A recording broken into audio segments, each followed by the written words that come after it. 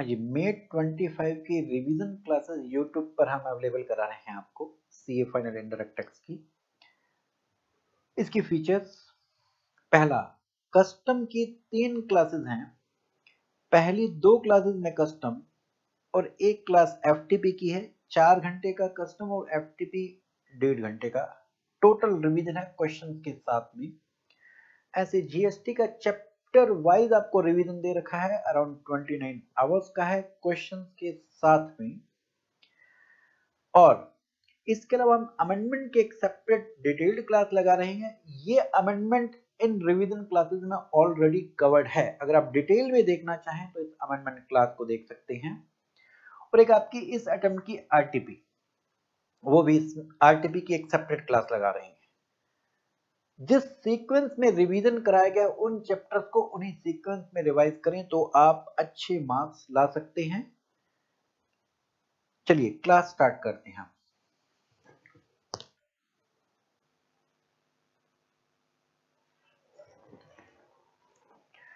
Hello, good morning.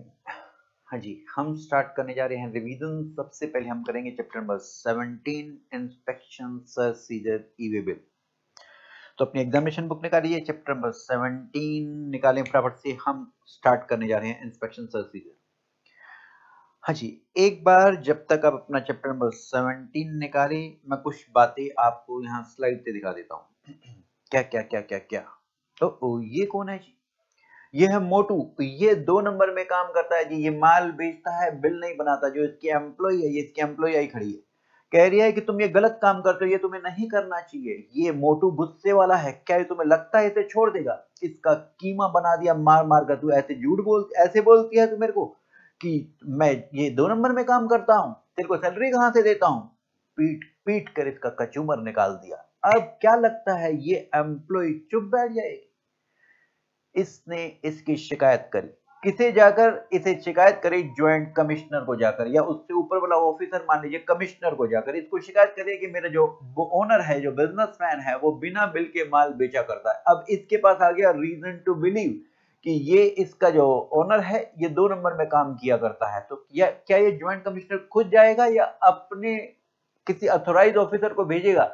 हो सकता है ये झूठ भी बोल रही हो। तो अब ये खुद नहीं जाता, ये क्या करता है? अपने किसी अथोराइज ऑफिसर को भेजा करता है कि जाओ जाकर चेक करके आओ, इंस्पेक्शन करके आओ, ये बोल रही है सही है कि नहीं है। अच्छा, ये देखने के लिए कि ये माल जब ये बेचता है बिल बनाता है कि नहीं बनाता, तो क्या वो ऑफिसर, मान लीजिए एक और ऑफिसर आया, ये इससे पूछ सकता है भाई ये मेरे को माल परचेज करना है, मेरे को ये दो। ये चेक करने के लिए बिल काटता कि नहीं काटता? जी हाँ, आप ये परचेज कर सकते हैं। और इसके बाद अब अगर इसने बिल नहीं काटा तो ये पकड़ा जाएगा। अगर बिल काट दिया तो हम इसको बिल कहेंगे कैंसिल कर, ये माल अपना पकड़, मेरे को पैसे रिफंड कर दे। यही ये सब बातें कहाँ लिखी हुई हैं? ये सेक्शन 67 में लिखी हुई है। तो ये इंस्पेक्शन सरप्राइज विजिट है।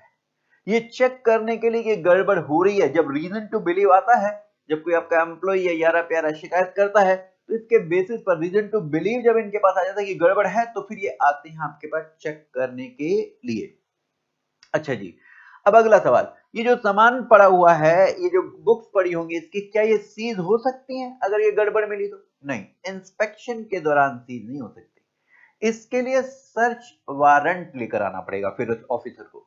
तो इंस्पेक्शन फिर सर्च में कन्वर्ट हो जाएगी। ठीक है, तो अभी हम पहले इंस्पेक्शन की और बात करते हैं।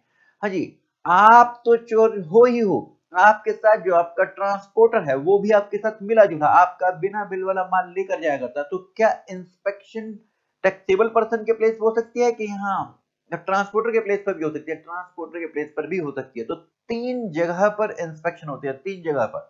पहला, ये टैक्सेबल पर्सन के प्लेस पर। दूसरा, ये ट्रक वाला ट्रांसपोर्टर के प्लेस पर। तीसरा, अगर कोई ऐसे वेयरहाउस में माल पड़ा हुआ आपका बिना बिल का, तो उस ऑपरेटर ओनर ऑफ वेयरहाउस के भी प्लेस पर इंस्पेक्शन हो सकती है या अदर प्लेस पर इंस्पेक्शन हो सकती है। तो इन 3 बंदों के प्लेस पर इंस्पेक्शन हो सकती है। लेकिन ये इंस्पेक्शन के दौरान जो सामान मिला, ये डॉक्यूमेंट मिले, बुक्स मिले, क्या उनको सीज कर सकते हैं? नहीं। उसको अगर सीज करना तो पहले सर्च वारंट लेकर आएगा ऑफिसर।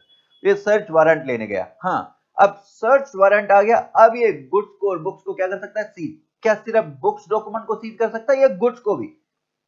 गुड्स को भी सीज कर सकता है। सीज मतलब पोजेशन में ले लेना।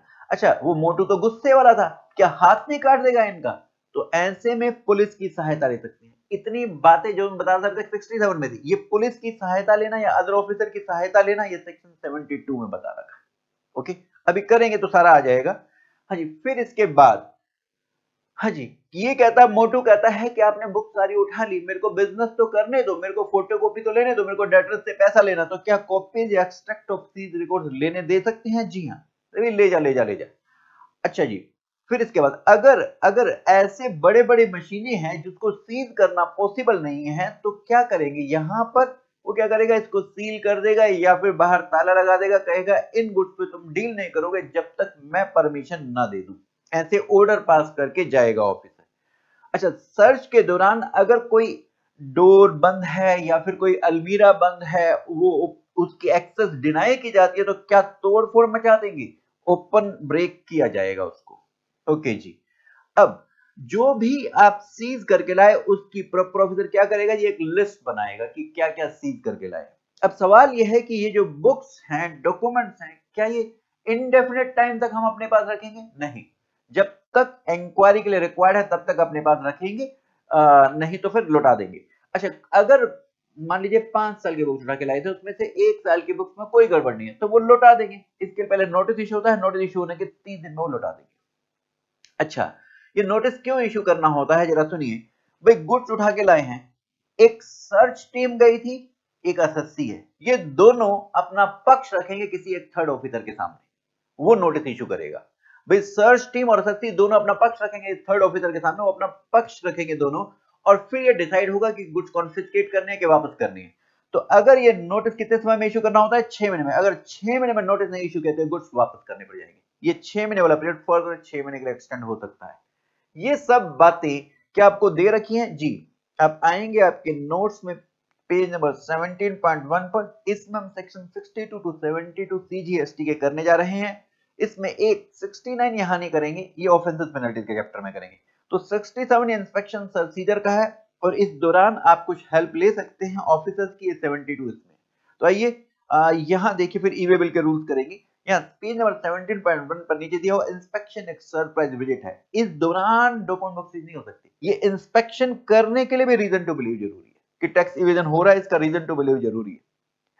हाँ जी, इंस्पेक्शन सर्च में कन्वर्ट होगी तो फिर सर्च वारंट लेकर आना पड़ेगा। सर्च के दौरान सीज हो सकते हैं गुड्स या डॉक्यूमेंट, सीज का मतलब पोजीशन डिपार्टमेंट के पास आ जाएगा। अब इसके बाद कॉन्फिस्केशन, इसके लिए पहले नोटिस आता है, फिर सर्च टीम और एसएससी दोनों अपना पक्ष रखते हैं। इसके बाद डिसाइड होना कि कॉन्फिस्केशन होगा कि नहीं होगा। सीजर में पोजीशन जाता है, कॉन्फिस्केशन में ओनरशिप भी गवर्नमेंट के पास चली जाती है। ओके, तो ये एक मीनिंग हुआ। अब आइए सेक्शन 67।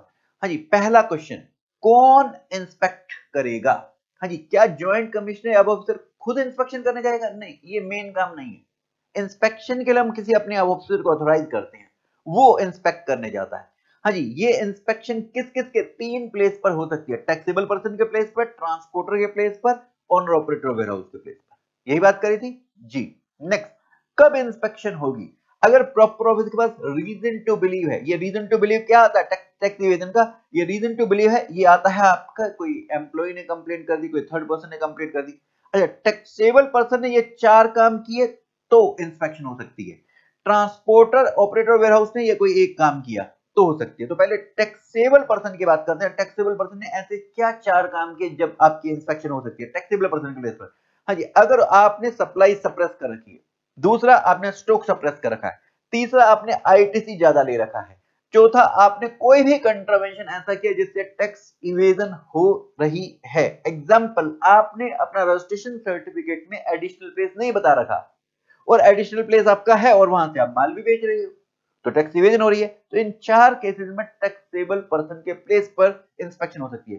ट्रांसपोर्टर और जो वेयरहाउस का ओनर ऑपरेटर है, इसके प्लेस पर कब हो सकती है? अगर इन्होंने ऐसे गुड्स रखे हुए हैं जिस पर टैक्स एस्केप हो रखा है, या अकाउंट या गुड्स इस तरीके से रखे हुए कि टैक्स एस्केप हो सकता है, हो सकता है। ठीक है, अच्छा जी, इसके ऊपर हमने क्वेश्चन आपको दिखाया था एग्जाम में, कैसे पूछा जा सकता है ये कि बताएं कौन इंस्पेक्शन ऑर्डर कर सकता है और किन सर्कमस्टेंसेस में।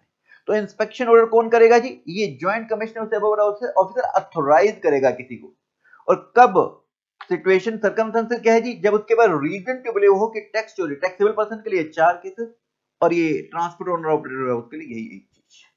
ओके, नेक्स्ट अगला तरीका इस क्वेश्चन को पूछने का, कौन किसके प्लेस ऑफ बिजनेस पर इंस्पेक्शन हो सकती है, तो यही taxable person, transporter, owner operator वगैरह गोडाउन या अदर प्लेस पर हो सकती है। चलिए इसके बाद आएंगे वापस अपनी एग्जामिनेशन बुक में। अब इंस्पेक्शन के बाद सर्च की बात आ रही है जी, सर्च की यहां बात आ रही है सर्च की।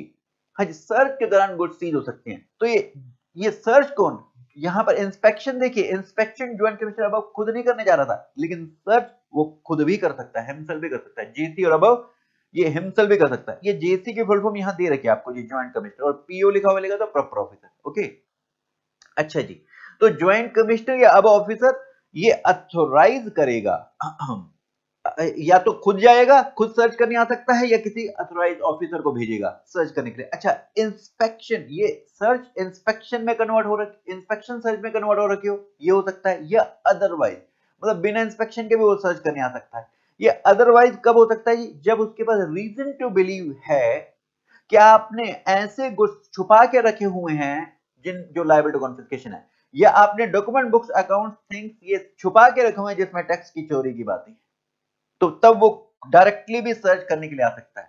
अच्छा, इस सर्च के दौरान अगर एक्सेस डिनाई किया जाता है किसी डोर का, अलमीरा का, बॉक्स का, रिसेप्टेकल का, उसे हम सील ब्रेक ओपन कर देंगे जिसमें गुड्स या डॉक्यूमेंट छुपाए हुए थे।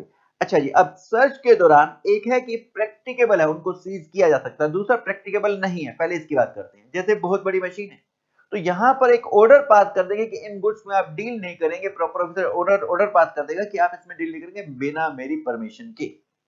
फिर अगर प्रैक्टिकेबल टू सीज है, क्या हम गुड्स को सीज कर सकते हैं कि डॉक्यूमेंट, बुक्स, थिंग्स को भी? डॉक्यूमेंट, बुक्स, थिंग्स को भी। जरा पहले डॉक्यूमेंट, बुक्स, थिंग्स की बात कर रहे थे।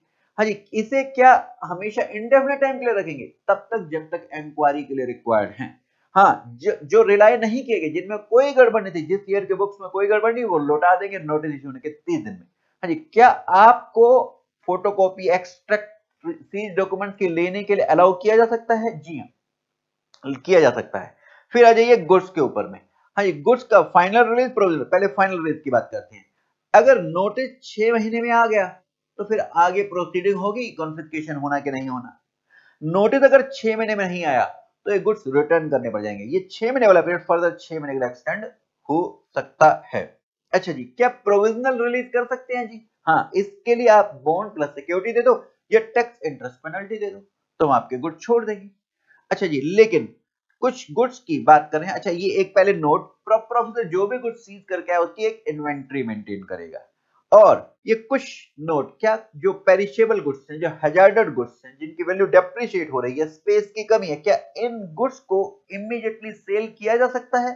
जी हाँ, इनके लिए क्यों, तो खराबी हो जाएंगे ना, तो इनको इमीडिएटली सेल किया जा सकता है ऑफिसर के द्वारा। नेक्स्ट, ये जो सर्च की रिपोर्ट बनेगी, ये इस पे कोड ऑफ क्रिमिनल के प्रोसीजर अप्लाई होंगे। लेकिन code of criminal procedure apply होता है तो फिर इसकी रिपोर्ट मजिस्ट्रेट को देनी होती है, जो नियरेस्ट मजिस्ट्रेट होता है। यहाँ मजिस्ट्रेट को देनी है कि जीएसटी के कमिश्नर को देनी है, प्रिंसिपल कमिश्नर को देनी है? यहाँ जीएसटी के कमिश्नर या प्रिंसिपल कमिश्नर को देनी है, क्योंकि हमें तो जीएसटी लेना ना, मजिस्ट्रेट को देकर क्या होगा इसमें। ओके, एक 6711 आ रहा है जी। हाँ जी, ये आप बुक्स उसके प्लेस से सीज करके आए थे, डॉक्यूमेंट सीज करके आए थे। अब जब सीज करके ले गए, अब बुलाया गया सर्च टीम को और एसएससी को, एसएससी फिर बुक्स लेके आया, कुछ उनमें गड़बड़ मिली, क्या उन बुक्स को भी सीज किया जा सकता है? जी हाँ, और इसको आपको जेल में डालने के लिए इस बुक्स को तब तक रिटेन करेंगे ताकि आपके अगेंस्ट में जेल वाली प्रोसीडिंग हो पाए। 6712 ये क्या है जी? क्या यहाँ पर कमिश्नर या ऑथराइज ऑफिसर कुछ गुड्स परचेज कर सकता है ये चेक करने के लिए कि आप tax invoice, bill of supply issue करते हो कि नहीं? जी, और अगर आप वो गुड्स रिटर्न कर देता है तो आपको रिफंड कर देना, बिल कैंसिल करके। यहां बात हुई सेक्शन 67 की कंप्लीट। एक क्वेश्चन मैं एक सर्च का दिखा देता हूं आपको। ये एक सीए इंस्टीट्यूट ने आपसे पूछा कि बताएं सेफगार्ड क्या रखनी होगी सर्च सीजर के दौरान। सेफगार्ड, तो इसमें आपने जो अभी सर्च के लिए पढ़ा वही बता देना जी। इन गुड्स को जो आपने सीज करे हैं, इसको हमेशा इंडेफिनिट टाइम के लिए नहीं रखेंगे, जब तक इंक्वायरी के लिए रिक्वायर्ड है तब तक रखेंगे। हम आपको फोटोकॉपी एक्सट्रैक्ट लेने दे सकते हैं, और सीज गुड्स 6 महीने में अगर नोटिस नहीं इश्यू किया तो वापस लौटाने पड़ेंगे। ये 6 महीने पर फर्दर 6 महीने एक्सटेंड हो सकता है। जो गुड्स सीज कर गए उसकी इन्वेंटरी ऑफिसर मेंटेन करेगा, और कुछ पेरिशेबल गुड्स, हजार गुड्स, इनको इमीडिएटली बेचा जा सकता है। जो सीजर की रिपोर्ट है इस पे क्रिमिनल कोड के प्रोसीजर अप्लाई होंगे और इसकी रिपोर्ट यहाँ पर नियरेस्ट मजिस्ट्रेट को नहीं देनी, इसकी जगह किसको देनी है? Principal commissioner commissioner of CGST को। आइए वापस आएंगे एग्जामिनेशन बुक में। सेक्शन 71, हाँ जी ये क्या है? ध्यान दीजिए, अभी 67 में रीजन टू बिलीव था तो ऑफिसर इंस्पेक्शन करने आया था, लेकिन 71 में ऐसा कोई रीजन टू बिलीव जरूरी नहीं है कि टैक्स इवेजन है तभी आएगा। तो यहां कब आ सकता है आपकी प्रीमाइसिस पर ऑफिसर? ये ज्वाइंट कमिश्नर अब ऑफिसर अथॉराइज करेगा, वो अथॉराइज ऑफिसर कब आ सकता है जी? आपके यहाँ ऑडिट करने के लिए। सेक्शन याद करें, असेसमेंट वाले चैप्टर पढ़ा था ना, डिपार्टमेंट का बंदा डिपार्टमेंटल ऑडिट होता है 65 में, ऑडिट करने के लिए आ सकता है, या स्क्रूटनी वेरिफिकेशन चेक के लिए। ऑडिट आपका 65 में भी होता था, ऑडिट पार्टी डिपार्टमेंट करता था, 66 में स्पेशल ऑडिट होता था, सीएसीएम में करता था, ठीक है, ऑडिट के लिए आ सकते हैं, या फिर इस 71 में स्क्रूटनी वेरिफिकेशन चेक के लिए ऑफिसर आ सकता है। किस पर्पज से? गवर्नमेंट की रेवेन्यू को सेफगार्ड करना है। तो ये क्या करने आएगा यहाँ पर आपके? ये आपके यहाँ पर books of account, document, computer program, software, ये इन सबको चेक करने के लिए आएगा। अच्छा जी, अब ये 71 वाला ऑफिसर या ऑडिट पार्टी आपकी 65 में या 66 में सीएसीएम में जो स्पेशल ऑडिट करता था, ये अगर आपसे बुक्स मांगते हैं तो आपको 15 दिन या फर्दर पीरियड में अगर अलाउ किया जाता है उसमें बुक्स प्रोड्यूस करनी है। कौन कौन से बुक्स? जो आपने रिकॉर्ड्स मेंटेन कर रखे हैं, trial balance, annual financial accounts, cost audit report, income tax audit report, other relevant report. हाँ जी, इस पे क्वेश्चन पूछने का तरीका मैं आपको दिखा देता हूँ। सीधा सीधा बताएं कौन से रिकॉर्ड्स प्रोड्यूस करने होंगे सेक्शन 71 में, जो आप अभी पढ़ के वही सेम चिपका दो। दूसरा तरीका इसको क्वेश्चन को पूछने का, सिचुएशंस बताइए कब आपकी प्रीमाइसेस पर एक्सेस किया जा सकता है सेक्शन 71 में, और दूसरा कौन से रिकॉर्ड्स आपको प्रोड्यूस करने होंगे। हाँ जी, क्या सिचुएशन थी आपके प्रीमाइस एक्सेस करने की? जब वो ऑडिट, स्क्रूटनी, वेरिफिकेशन चेक के लिए आना चाहता था गवर्नमेंट के रेवेन्यू को सेफगार्ड करने के लिए, और इस दौरान वो अगर आप क्या करेगा जी? वो क्या करेगा यहाँ पर? आकर बुक्स ऑफ अकाउंट्स को, डॉक्यूमेंट को, कंप्यूटर प्रोग्राम को, सॉफ्टवेयर को चेक करेगा, और आपसे बुक्स मांगी जाती है तो 15 दिन में आपको ये बुक्स अवेलेबल करानी होगी। ठीक है जी, अब आ जाइए वापस अपनी एग्जामिनेशन बुक में। अब इसके बाद सेक्शन 70, हाँ जी, समन देकर बुलाना। इससे पहले एक बार 72 कर लेते हैं, फिर समन देने के बाद बात करेंगे। हाँ जी, इसके ऊपर में क्वेश्चन डायरेक्ट आपसे पूछा सकता है, बताएं कौन से ऑफिसर्स असिस्ट करेंगे इस प्रोफेसर सीजीएसटी का ऑफिसर को। हाँ जी, ये इस यहाँ पर कौन से ऑफिसर असिस्ट करेंगे जीएसटी को इंप्लीमेंट करने के लिए? सीधा पुलिस के officer, railway, customs, HGST officer, land revenue officer, village officer और अदर ऑफिसर जो गवर्नमेंट ने नोटिफाई कर रखे हैं। सीधा सीधा क्वेश्चन आपसे पूछा ही गया मई 24 में, बताएं सेक्शन 72 में कौन से ऑफिसर असिस्ट किया करते हैं इस सीजीएस टैग को इंप्लीमेंट करने के लिए। सीधा यही चिपकाना था, 4 नंबर का क्वेश्चन था, खत्म बात, ऐसे लिखना था आंसर। ठीक है जी, ओके, तो आप इन क्वेश्चन को, थ्योरी के क्वेश्चन को लिख के प्रैक्टिस करना, तो आपको 4 नंबर सीधा सीधा मिल रहे हैं। हाँ जी, अब एक सेक्शन 70 है, समन देकर बुलाना। हाँ जी, आपको समन देकर कब बुलाया जा सकता है? अगर कोई इंक्वायरी चल रही है, आपसे कोई एविडेंस या डॉक्यूमेंट लेना और आपकी अटेंडेंस नेसेसरी है, तो प्रॉपर ऑफिसर आपको समन देगा, आपको जाना पड़ेगा। और ये समन जैसे सिविल कोड बुलाता है, code of civil procedure apply होता है, वैसे ही आपको समन देकर बुलाया जाएगा। और ये जो इंक्वायरी चल रही है ये जुडिशियल प्रोसीडिंग होगी। इसका मतलब ये है, ये section 193(220) of Indian penal code के तहत ये जुडिशियल प्रोसीडिंग है। क्या मतलब होता है इसका? इसका मतलब आपको ये एविडेंस देना था, अगर आपने फॉल्स एविडेंस दिया, 193 क्या कहता है? आपको 7 साल तक की जेल और एंड फाइन हो सकता है। और 220 इंडियन पेनल कोड का क्या कहता है? अगर तुमने उस ऑफिसर की इंटेंशनल इंसल्ट करी या उसके काम को रोका तो आपको 6 महीने तक की जेल और एंड फाइन हो सकता है। अच्छा, ये अगर समन आया तो जाना पड़ेगा जी, लीगली बाउंड है। आप अगर आपको रिप्रेजेंटेटिव के थ्रू बोला तो रिप्रेजेंटेटिव के थ्रू, नहीं तो आपको इन पर्सन जाना पड़ेगा। न गए तो इंडियन पेनल कोड के तहत आपको जेल मिल सकती है। और जीएसटी की बात करें तो सेक्शन 122 ऑफेंसिव पेनल्टी में पढ़ेंगे 122(3), वहां आपसे 25,000 तक की पेनल्टी। सीजीएसटी में इतनी ही पेनल्टी है, जीएसटी में 25,000 की, जीएसटी में इतनी पेनल्टी आपसे लिया जा सकती है अगर आप समन देकर बुलाया था, आप नहीं जाते हैं तो। ठीक है जी, हाँ जी, अब हम स्टार्ट करने जा रहे हैं इसके बाद ये ई वे बिल। इसके बारे में पहले भी कभी कई बार बातें आई हैं। ये ई वे बिल क्या है जी? हाँ जी, जो ई वे बिल है इसकी एक वेबसाइट है, वहां पर आपको गवर्नमेंट को बताना होता है जब आप गुड्स की मूवमेंट करते हैं एक जगह से दूसरी जगह, और जो कन्वेंस का पर्सन इंचार्ज है उसको अपने साथ वो इनवॉइस और ई वे बिल की कॉपी लेकर चलनी होती है अगर गुड्स की वैल्यू 50,000 से ऊपर है। आप एक जगह से दूसरी जगह गुड्स की मूवमेंट कर रहे हैं तो मूवमेंट करने पर ये ई वे बिल बनता है। कहां से बनता है जी? ये ई वे बिल की जो आपकी पोर्टल है ई वे बिल gst.gov.in, यहां से आपको ये ई वे बिल जनरेट करना होगा।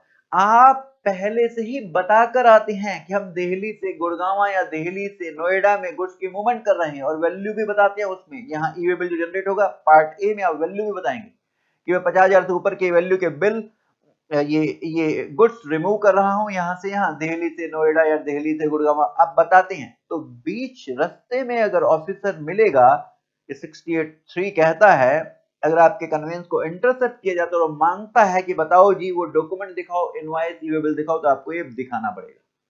अगर नहीं होगा तो अंजाम बुरा है, आपके गुड्स सीज हो सकती हैं, ट्रक सीज हो सकता है। ये सेक्शन 129 में लिखा हुआ है, इसके अलावा 122 में पेनल्टी भी लग सकती है। ठीक है, तो ये होना चाहिए। अच्छा, ये ई वे बिल की जरूरत क्यों पड़ी, एक बार यहां पर आप आ जाइए पेज नंबर 17.4 पर। ये नीचे ई वे बिल का पार्ट ए और पार्ट बी दे रखा है। जब तक आप यहां आए मैं आपको बताऊं ई वे बिल होता क्या था। सेलर माल भेजता था, जब ई वे बिल की बातें नहीं होती थी तब सोचो, सेलर माल भेजता था, बिल 2 नंबर की बिल बुक से बना दिया, बीच रास्ते में कहीं चेक नहीं हुआ, बायर के यहां पहुंचा, बायर ने वहां से बिल फाड़ दिया, सेलर ने यहां से वो बिल फाड़ दिया, बात खत्म, टैक्स गया ही नहीं। तो अब गवर्नमेंट कहती है पहले हमें बताओ यहां से यहां मूव कर रहे हो, हमें पता होगा, फिर तुम्हें बिल बनाना ही पड़ेगा, ये चोरी वोरी नहीं कर पाएंगे। तो ई वे बिल के दो पार्ट होंगे। पार्ट ए, इसमें मेनली आपके इनवॉइस के, अगर आपने माल बेचा तो इनवॉइस की और उसकी वैल्यू, गुड्स की डिटेल इसमें जा रही है। और जो पार्ट बी होता है इसमें आपके ट्रक की डिटेल, कन्वेंस की डिटेल और ट्रांसपोर्ट डॉक्यूमेंट नंबर जा रहा है। एक बार मैं इसे आपको दिखाता हूं स्लाइड से और फिर हम यहां पर देखेंगे इसे। हाँ जी, यहां देखिए। ओ, ये क्या है, ये क्या, अरे अरे, मूवमेंट से पहले, मूवमेंट से पहले सेल नहीं कहा, मूवमेंट बोला है। तो मूवमेंट तो हो सकता है वजह सप्लाई हो, मूवमेंट हो सकता है कि सप्लाई ना हो। आप वारंटी के लिए भेज रहे हो, आप जॉब वर्क के लिए भेज रहे हो, अपने वारंटी जॉब वर्क, या फिर आप एग्जीबिशन में भेज रहे हो, मतलब सप्लाई नहीं है, तब भी मूवमेंट पर ई वे बिल है। ध्यान रहे, हो सकता है सेल हो और गुड्स की मूवमेंट ना हो, ई वे बिल नहीं बनाना। एग्जाम्पल, हमने प्ले सप्लाई में ये वाली बातें करी थी, एक सेक्शन 10(1)(c) हुआ करता था, ध्यान से सुनना। मैंने गुड्स 2 साल पहले किराए पर लिए थे, मेरे पास है अभी, अब मैं उन्हीं गुड्स को परचेज कर रहा हूं, मेरे पास है ऑलरेडी, तो गुड्स की मूवमेंट नहीं होगी। भले ही मैं माल परचेज कर रहा हूं, गुड्स की मूवमेंट नहीं होगी तो ई वे बिल नहीं बनाना। गुड्स की मूवमेंट पर ये ई वे बिल है। अगर सप्लाई नहीं है, मूवमेंट हो रही है, ई वे बिल बनाना पड़ेगा। ये ई वे बिल का पार्ट ए है, इसमें मेनली इनवॉइस की डिटेल आ रही है, इनवॉइस की नंबर, इनवॉइस की डेट, वैल्यू, गुड्स का कोड। अच्छा, इसमें अगर ये आपकी सेल नहीं है तो यहां पर चालान का नंबर आ जाएगा, चालान की डेट आ जाएगी। अच्छा, ये कौन बनाएगा ये ई वे बिल, अगर सप्लायर गुड्स की मूवमेंट कर रहा है तो मूवमेंट से पहले ये सप्लायर पार्ट ए भरेगा। अगर रिसिपिएंट गुड्स की मूवमेंट कर रहा है तो रिसिपिएंट पार्ट ए भरेगा। अगर अनरजिस्टर्ड सप्लायर से आपने परचेज किया है तो जो रजिस्टर्ड बायर है यही गुड्स की मूवमेंट माना जाएगा, कर रहा है, और इसे ही ई वे बिल का पार्ट ए बनाना है। अच्छा, पार्ट ए भरने के बाद आपको यूनिक नंबर मिलता है, अभी ई वे बिल नहीं भरा। पार्ट बी भरने पर आपको ई वे बिल नंबर मिलता है। पार्ट बी भरने पर मतलब पार्ट ए भरने के बाद 15 दिन का टाइम मिलता है पार्ट बी भरने के लिए। तो पार्ट बी 15 दिन में भर दो जी, फिर आपको ई वे बिल नंबर मिलेगा। जब तक पार्ट बी नहीं भरा तब तक ई वे बिल वैलिड नहीं है। और ध्यान से सुनिएगा, ये पार्ट ए भरने के बाद आप इसे असाइन कर सकते हैं ट्रांसपोर्टर को, क्योंकि इसमें क्या जाना है, ट्रक का नंबर और बिल्टी नंबर जा रहा है जी, बिल्टी नंबर जा रहा है, गुड्स रिसिप्ट नंबर जा रहा है। तो ये तो उसे ही पता होगा ना कौन से ट्रक में लेके जाना है, कौन से ट्रक का वही नंबर क्या है, वो तो उसी को पता होगा ना। तो हम पार्ट ए भरने के बाद पार्ट बी भरने के लिए ट्रक वाले को असाइन कर सकते हैं, भाई तू ये भर ले। लेकिन इसके अलावा अगर आप रेल के थ्रू, एयर के थ्रू या वेसल के थ्रू, शिप के थ्रू गुड्स की मूवमेंट कर रहे हैं तो रेलवे वाले रेल रिसिप्ट नंबर देते हैं, एयरलाइन एयरवे बिल नंबर देती है, और शिप वाले बिल ऑफ lading नंबर देते हैं, वो इसमें फिल करना होता है। फिर ये पार्ट बी भरकर ई वे बिल जनरेट होता है, ई वे बिल जनरेट होता है। आइए इसे मैं एक और स्लाइड से दिखाता हूं। हाँ, यहां देखिए, हाँ, ये सप्लायर है, ये रेसिपिएंट है, ये गुड्स की मूवमेंट अभी हुई नहीं है, अभी मूवमेंट से पहले यहां बिफोर मूवमेंट क्या बनाना है जी, ई वे बिल। कौन बनाएगा, अगर सप्लायर गुड्स की मूवमेंट कर रहा है, सप्लायर गुड्स की मूवमेंट कर रहा है तो ये सप्लायर गुड्स की मूवमेंट कर रहा है तो ये भरेगा जी, पार्ट है। अगर रिसिपिएंट गुड्स की मूवमेंट करे तो रिसिपिएंट भरेगा जी, रिसिपिएंट भरेगा। और अनरजिस्टर्ड सप्लायर से परचेज किया तो फिर रिसिपिएंट को ही करना होता है। ठीक है, रेसिपिएंट को ही ईवेबल बना दो। पार्ट ए भर दिया, अब पार्ट ए भरने के बाद यूनिक नंबर मिलता है, अभी ईवेबल नंबर नहीं है, अब पार्ट बी भरना है। पार्ट बी भरने के लिए आपको 15 दिन का समय मिलता है, कितने दिन का? 15 डेज का। अब सवाल यह है पार्ट बी कौन भरेगा? हाँ जी, अगर अगर अगर अब ध्यान से सुनना, अगर हम ट्रक के थ्रू भेजे हैं तो ट्रक वाले को हम असाइन कर सकते हैं पार्ट बी तू भर ले, वो व्हीकल नंबर भरेगा और अपना गुड्स रिसिप्ट नंबर, बिल्टी नंबर भरेगा और ईवेबल जनरेट कर लेगा। लेकिन मान लीजिए मैं खुद अपने कन्वेंस में या मैंने किराए पे कन्वेंस ले रखा है, उस कन्वेंस के थ्रू मैं खुद भेज रहा हूं, फिर तो पार्ट ए भी मेरे को भरना है, पार्ट बी भी। इसलिए मैंने लिखा या तो ये रजिस्टर्ड पर्सन भरेगा या ट्रांसपोर्टर भरेगा। तो ट्रांसपोर्टर तो तब भरेगा जब आपने उसको असाइन किया हो। अगर आप खुद के कन्वेंस में लेके जा रहे हो या हायर्ड कन्वेंस है तो पार्ट ए और पार्ट बी भरने के बाद ये आप ईवेबल नंबर जनरेट हो जाएगा, पार्ट बी भरने के बाद होता है। अच्छा, लेकिन ध्यान रहे, रेल, एयर और वेसल के केस में ये वो नहीं बनाते पार्ट बी, वो कहते हैं खुद भरो, हम नहीं भरेंगे। तो रेल, एयर, वेसल के केस में आपको पार्ट बी भी खुद ही भरकर ईवेबल जनरेट करना होता है। तो हमसे क्वेश्चन पूछा जाए कि बताएं ईवेबल जनरेट कौन करेगा, हम बोलेंगे अगर हम खुद के कन्वेंस में भेज रहे हैं या हायर्ड कन्वेंस है हमारे वाला, तो फिर पार्ट ए भी हम भरेंगे, पार्ट बी भी हम भरेंगे, फिर ईवेबल जनरेट करेंगे। अगर एयर, रेल, एयर, वेसल वाला केस है तब भी पार्ट ए भी हमें भरना है, पार्ट बी भी हमें भरना है, हम ईवेबल जनरेट करेंगे। तो सिर्फ एक ही केस में ये पार्ट भी भरने के लिए हम अलाउ कर सकते हैं, बाय रोड गुड्स की मूवमेंट हो रही है, हम ट्रांसपोर्टर को, ट्रक वाले को असाइन कर सकते हैं, वो पार्ट भी भर के ईवेबल बना सकता है, सिर्फ उसी एक केस में। अच्छा जी, अब इसके बाद आगे सुनिए, अगर ये कंसाइनर, ये सप्लायर और रिसिपिएंट दोनों में से किसी ने ईवेबल नहीं बनाया, फिर ट्रांसपोर्टर को ईवेबल बनाना होगा। अगर ये इंट्रास्टेट मूवमेंट है, ध्यान रहे, इंट्रास्टेट मूवमेंट और वैल्यू 50,000 से ऊपर, वैल्यू 50,000 से ऊपर। अच्छा, ये पार्ट ए कौन भरता है जी, बताएंगे फटाफट से। पार्ट ए कौन भरता है? जनरली कंसाइनर, जो भी गुड्स को सप्लायर गुड्स को मूव कर रहा है कंसाइनर, तो ये, और रिसिपिएंट कर रहा है तो रिसिपिएंट कंसाइनर है, कंसाइनिंग गुड्स, ये पार्ट ए भरेगा। अच्छा, अब ध्यान से सुनना, पार्ट बी हम किसको भरवाते हैं? ट्रांसपोर्टर को, ट्रक वाले से। क्या हम पार्ट ए भी भरने के लिए उसको बोल सकते हैं, अथोराइज कर सकते हैं, भाई ये ले इनवॉइस की डिटेल, तू ही पार्ट ए भर ले? जी हाँ, आप ट्रांसपोर्टर को अथोराइज कर सकते हैं, तू ही पार्ट ए भर ले। अच्छा, अगर आप ई कॉमर्स ऑपरेटर या कुरियर एजेंसी के थ्रू गुड्स भेज रहे हैं तो क्या तब उसको भी अथोराइज कर सकते हैं, पार्ट ए तो ही भर ले? जी हाँ। अच्छा, जॉब वर्क के लिए याद किए, चैप्टर 8 में, आईटीसी के चैप्टर में मैंने आपको बता दिया था कि यहां पर जॉब वर्कर या प्रिंसिपल दोनों में से कोई भी ये ईवेबल जनरेट कर सकता है। आइए यही सब बातें हम आपके नोट्स में देखें, यही सब दे रखा है क्या? आइए पेज नंबर 17.4 पर। हाँ जी, रूल 138, अगर आपने ईवेबल असाइन कर दिया ट्रांसपोर्टर को तो पार्ट ए कंसाइनर कंसाइनी भरेगा, पार्ट बी ट्रांसपोर्टर भरेगा। अच्छा जी, तो पार्ट ए कौन बनाता है जी? देखिए, पार्ट ए ये जो बनाएगा रजिस्टर्ड पर्सन, जो भी गुड्स की मूवमेंट कर रहा है, और कौन मूवमेंट कर रहा है ये ऊपर मैंने दिया, तो इसलिए मैंने इसको यहां कनेक्ट कर दिया। हाँ जी, कौन गुड्स की मूवमेंट कर रहा है जी? अगर सप्लायर ट्रांसपोर्ट अरेंज कर रहा है तो सप्लायर मूवमेंट कर रहा है, सप्लायर पार्ट ए भरेगा जी। अगर रिसिपिएंट अरेंज कर रहा है ट्रांसपोर्ट तो रिसिपिएंट पार्ट ए भरेगा जी, ये गुड्स की मूवमेंट कर रहा है। और अगर अनरजिस्टर्ड सप्लायर से परचेज किया तो मूवमेंट रिसिपिएंट करता है, माना जाता है, और ये रिसिपिएंट ही भरेगा पार्ट ए। आगे बात समझ में? अब पार्ट बी जो गुड्स को ट्रांसपोर्ट कर रहा है, तो अगर ट्रांसपोर्टर को असाइन कर दिया तो ट्रांसपोर्टर भरेगा। हाँ जी, ट्रांसपोर्टर अगर अनरजिस्टर्ड है तो ये एनरोलमेंट करा लेगा पैन के बेसिस पे। याद करें, अकाउंट्स एंड रिकॉर्ड्स के चैप्टर में हमने बात करी थी, दो बंदे जो अनरजिस्टर्ड थे उनको बुक्स मेंटेन करनी होती थी, उसमें ट्रांसपोर्टर नाम था ना, और एनरोल कराता था। ये एनरोलमेंट की बात आ रही है, ठीक है यहां तक? तो पार्ट बी हो गया। हाँ जी, क्या पार्ट ए भरने के लिए हम ट्रांसपोर्टर को या e commerce operator courier agency को ऑथराइज कर सकते हैं? जी हाँ, ऑथराइज कर सकते हैं। अच्छा, ये अगला पॉइंट बाद में पढ़ेंगे, पहले नेक्स्ट पेज पे कौन ईवेबल जनरेट करेगा। अगर हम खुद के कन्वेंस में या हायर्ड कन्वेंस में हम गुड्स भेज रहे हैं तो पार्ट ए तो हमने भरा ही होगा, बी भी भर के ईवेबल जनरेट कर लेंगे, कंसाइनर या कंसाइनिंग, जो भी गुड्स का मूवमेंट कर रहा है दोनों हम भर के ईवेबल जनरेट करेंगे।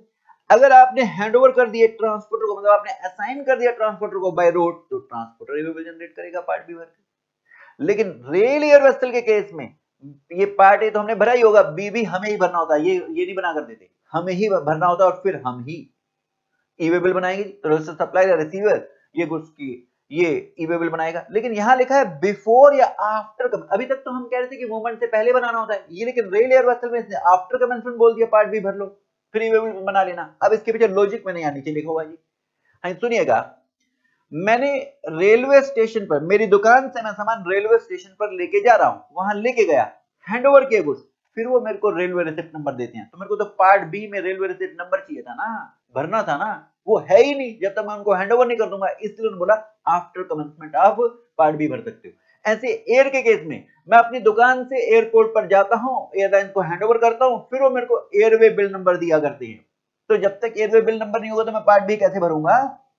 ऐसे ही शिप के केस में मैं शिपिंग कंपनी को पोर्ट पर लेके जाता हूँ, हैंडओवर करता हूँ, फिर वो मेरे को बिल ऑफ lading नंबर दिया करते हैं। तो मेरे पास बिल ऑफ lading नंबर ही नहीं है, तो पार्ट बी भरने के लिए डिटेल नहीं है, इसलिए उन्होंने बोला after commencement. Rail air vessel के केस में आप आफ्टर कमेंसमेंट भी ई वे बिल बना सकते हैं। अच्छा जी, लेकिन रेलवे वाले आपको गुड्स तभी डिलीवर करेंगे जब आप ई वे बिल की कॉपी उनको दिखा दो।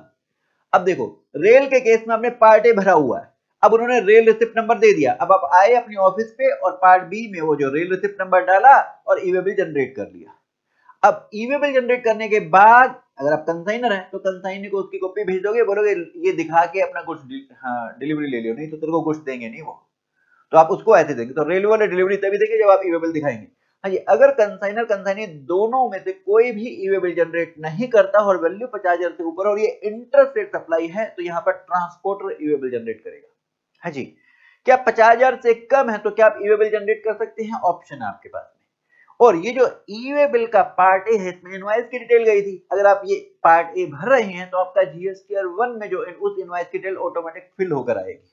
ओके जी, अब आएंगे वापस, एक पॉइंट यहां रह गया था। हाँ जी, हम कह रहे हैं ये इस केस में पार्ट भी भरने की जरूरत नहीं है। एक बार मैं इसे स्लाइड से दिखाता हूं मैं क्या कहना चाह रहा हूं। हाँ जी, यहां देखिए, ओ ये क्या हुआ? हाँ जी, ये ट्रक वाला अपने प्लेस पे खड़ा हुआ, ट्रक यूनियन पे, वो कहता है कंसाइनर को ये माल मेरे पास भेजो अगर तुम्हें भिजवाना है तो। वो कहता है मेरे यहाँ पर आ जाना, मेरी गली में आ जाए ट्रक। कह रहा है इतनी भीड़ी गली है तुम्हारी, ट्रक नहीं आ पाएगा वहां पर, तो छोटे छोटे व्हीकल के थ्रू मेरे पास यहाँ सामान भेजो, फिर मैं आगे कंसाइनर के पास ले जाऊंगा। तो कंसाइनर की गली बहुत भीड़ी है, अब ये इसलिए यहाँ पर आ नहीं पा रहा। तो अगर कंसाइनर के प्लेस से ट्रांसपोर्टर के प्लेस का डिस्टेंस 50 किलोमीटर से कम है और ये मूवमेंट इंट्रा स्टेट है, तो पार्ट ए तो भरना होगा इस कन्वेंस को जब ये चलेगा यहाँ पर लेके, लेकिन पार्ट बी भरने की जरूरत नहीं है। वजह, ये जब यहाँ पर पहुंचेगा, इस पे माल उतार कर रखेगा, तो ये पार्ट बी ये भर लेगा ना, पार्ट बी ये भर लेगा। अब ये ट्रक वाला चलेगा, इसको दे दिया और ये इसमें उतार के माल पार्ट बी भरा और चल दिया कंसाइनी के पास। अब कंसाइनी की भी गली भीड़ी है, वो कहता है ये ट्रक वाला कहता है मैं तेरे दुकान के आसपास वहां ट्रक यूनियन में खड़ा हूं, छोटे छोटे वो छोटे हाथी या छोटे व्हीकल होते हैं ना, उनके थ्रू एक काम कर, इसमें माल उतरवा और ले जा। तो अब ये जो कन्वेंस है, जब ये माल यहाँ से उतारेगा और इसमें लेके जाएगा, यहाँ अगेन अगर डिस्टेंस 50 किलोमीटर से कम है तो यहाँ पर पार्ट बी भरने की जरूरत नहीं है अगर ये इंट्रास्टेट मूवमेंट है। ठीक है, तो यही चीज यहाँ पर आपको लिख कर दे रखी, यही मैंने नीचे चार्ट भी बनाकर दे रखा, कंसाइनर से ट्रांसपोर्टर इंट्रा मूवमेंट 50 किलोमीटर से कम, ये पार्ट भी नहीं भरना। फिर ट्रांसपोर्टर हब पे पहुंच गया, आगे कंसाइनी के प्लेस के आसपास, फिर ट्रांसपोर्टर हब से कंसाइनी के प्लेस पर जब हम भेज रहे हैं, अगर अगेन ये डिस्टेंस 50 किलोमीटर से कम और ये इंट्रा मूवमेंट है, तो यहाँ पर पार्ट भी भरने की जरूरत नहीं है, यही यहाँ पर लिखा हुआ था। अब आइए जरा ऊपर वापस पेज नंबर 17.4 पर, जहां ये ई वे बिल की बातें शुरू हो रही है। हाँ जी, ये ई वे बिल, पहले हम बात करेंगे हु, कौन बनाएगा, दूसरी बात करेंगे कब, व्हेन बनाना है, कब बनाना है। ठीक है जी, हु कौन बनाएगा, रजिस्टर्ड पर्सन, जो भी गुड्स की मूवमेंट कर रहा है, मूवमेंट से पहले वर्ड मूवमेंट है, मूवमेंट का मतलब मूवमेंट सप्लाई की वजह से भी हो सकती है, अदर देन सप्लाई की वजह से भी हो सकती है। एग्जांपल, हाँ जी, मूवमेंट एग्जांपल, रिपेयर के लिए आप गुड्स भेज रहे हो, आप रिप्लेसमेंट के लिए भेज रहे हो, वारंटी में थे आपके गुड्स, उसमें कुछ गड़बड़ हो गया, आप उसके लिए भेज रहे हैं, जो वर्कर के पास भेज रहे हैं, सिर्फ अप्रूवल बेसिस पर भेज रहे हैं, तो अदर देन सप्लाई। हमारे पास एक क्वेश्चन आएगा, हमने वारंटी के लिए गुड्स भेजे, क्या अदर देन सप्लाई मूवमेंट हो रही है ना, हम मूवमेंट देखनी है भाई, सेल वेल से मतलब नहीं है, सेल की वजह से मूवमेंट हो सकती है, अदर देन सप्लाई की वजह से मूवमेंट हो सकती है, हमें मूवमेंट पर ई वे बिल बनाना है जी, और मूवमेंट से पहले पहले बनाना है जी। और अनरजिस्टर्ड सप्लायर से अगर आपने परचेज किया इनवर्ट सप्लाई पे, तो उस केस में भी आपका ई वे बिल बनेगा। रजिस्टर्ड पर्सन, जो भी गुड्स की मूवमेंट कॉज कर रहा है, कौन करता है, ये एरो लगाकर देखो यहां जा रहा है वापस, ये हमने ऑलरेडी पढ़ लिया। सप्लायर भी कर रहा है तो सप्लायर ई वे बिल बनाएगा, रिसिपिएंट कर रहा है तो रिसिपिएंट, और अनरजिस्टर्ड सप्लायर से परचेज किया तो रिसिपिएंट, ये पार्ट ए भरेगा। ये पार्ट ए भरेगा। कब? मोमेंट से पहले, मोमेंट से पहले। तो कौन बनाएगा हमने बात करी। अब कब बनेगा? जब कंसाइनमेंट की वैल्यू 50,000 से ऊपर हो। ये वैल्यू कैसे निकालनी है? सेक्शन 15 वाली वैल्यू, इसमें जीएसटी ऐड कर लो, एग्जाम सप्लाई माइनस कर लो, ठीक है जी, एग्जाम सप्लाई माइनस कर लो। हाँ जी, 50,000 से ऊपर हो तो ही बनता है ना। हाँ, ये पार्ट ए भर लिया, इसके बाद पार्ट बी कितने दिन में? 15 दिन में, क्योंकि पार्ट ए 15 दिन तक वैलिड होता है। अच्छा, 50,000 से ऊपर हो तो ही बनता है ना, लेकिन दो केसेस में 50,000 से कम है तो भी ई वे बिल बनेगा। अब यहां पर आ जाइए, क्या पहला, ये हमने दोनों ऑर्डर पढ़ रखे। एक चैप्टर 8 में बात करी थी, अगर जॉब वर्कर के पास इंटरेस्टेड मूवमेंट होती है, इंटरेस्टेड अगर आप जॉब वर्कर के पास भेजो, वैल्यू 50,000 से कम है तो भी ई वे बिल बनेगा। और ध्यान रखें 50,000 जीएसटी ऐड करके देखना है, बट यहां पर 50,000 से कम है तो भी बनेगा। दूसरा केस रजिस्ट्रेशन के चैप्टर में पढ़ा था, हैंडीक्राफ्ट गुड्स या क्राफ्टमैन गुड्स। अगर इनके आप मूवमेंट करें जिनका रजिस्ट्रेशन माफ है, जैसे normal supplier, casual taxable person, जिनका रजिस्ट्रेशन माफ होता था, भले ही वैल्यू 50,000 से कम है, इन गुड्स की मूवमेंट पर रजिस्ट्रेशन नहीं है, ई वे बिल बनाना होगा। मैं एक बार याद दिलाता हूं आपको, जो वर्कर वाला तो आपको याद आ गया होगा, ये रजिस्ट्रेशन वाला आपको मैं याद दिलाता हूं मैं क्या कहना चाह रहा। हाँ जी, यहां देखिए, हाँ जी, आप इंटरेस्टेड मूवमेंट कर रहे हैं, हैंडीक्राफ्ट गुड्स, क्राफ्टमैन गुड्स इनको छोड़िए, पहले अदर गुड्स की बात करते हैं। 1 रुपए की भी अगर आप इंटरेस्टेड मूवमेंट करते हैं, रजिस्ट्रेशन जरूरी था। तो यहां पर तो 50,000 से ऊपर है तो ही ई वे बिल की बात करेंगे, लेकिन इस तरफ बात करते हैं जिनके लिए रजिस्ट्रेशन हमने माफ कर रखा था। हैंडीक्राफ्ट गुड्स या क्राफ्टमैन गुड्स, उसकी एक लिस्ट थी, जैसे डोल, फॉल पेंटिंग, ये कपड़े थे या बांस से बनी वस्तुएं थी, हाथ से बनाए हुए, मेनली हाथ से बनी वस्तुएं है ना।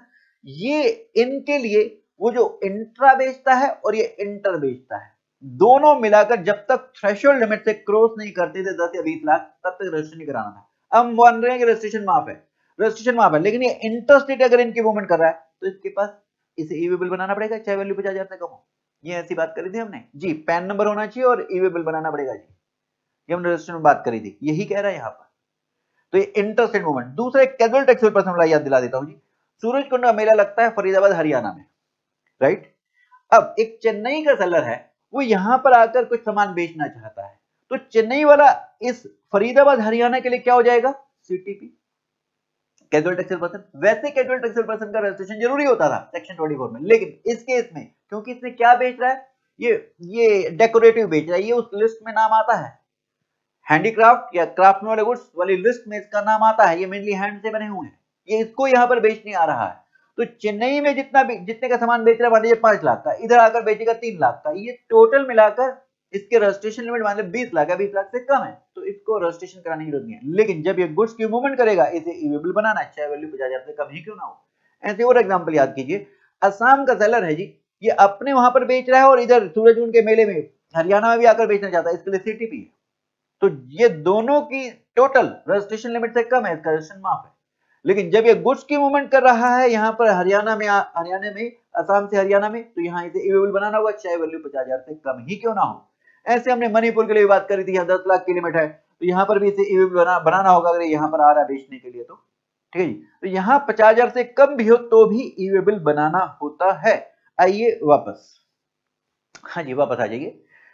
हाँ जी, अब एक और चीज, ये एक पॉइंट रह गया क्या, पहले ये वाला पॉइंट, हाँ जी, क्या सर्विस प्रोवाइडर को भी अगर ई वे बिल बनाना होगा। जैसे मैं कोचिंग की सर्विस देता हूं, अगर मैं गुड्स की मूवमेंट कर रहा हूं, मेरे यहाँ पे ऑफिस में कंप्यूटर रखे हो, मैं दिल्ली से सोनीपत में लेके जा रहा हूं, अगर इनकी वैल्यू 50,000 से ऊपर, तो मेरे को भी ई वे बिल बनाना होगा, क्योंकि यहाँ वर्ड यूज रजिस्टर्ड पर्सन है जी, मुझे भी ई वे बिल बनाना होगा। अच्छा जी, ये जो वैल्यू 50,000 देखनी है, ये कंसाइनमेंट की देखनी है। कंसाइनमेंट का मतलब क्या है, अगर एक ट्रक में मैंने 3 4 5 दुकानों से माल परचेज किया, हर एक ने अलग अलग बिल बनाया होगा, तो मेरा एक ही ट्रक में सारा सामान आ रहा है, तो क्या मैं पांचों इनवॉइस के लिए एक ही वे बिल बनाऊं, या हर इनवॉइस के लिए चेक करूं ई वे बिल बनेगा कि बनेगा। Each invoice equal to 1 consignment.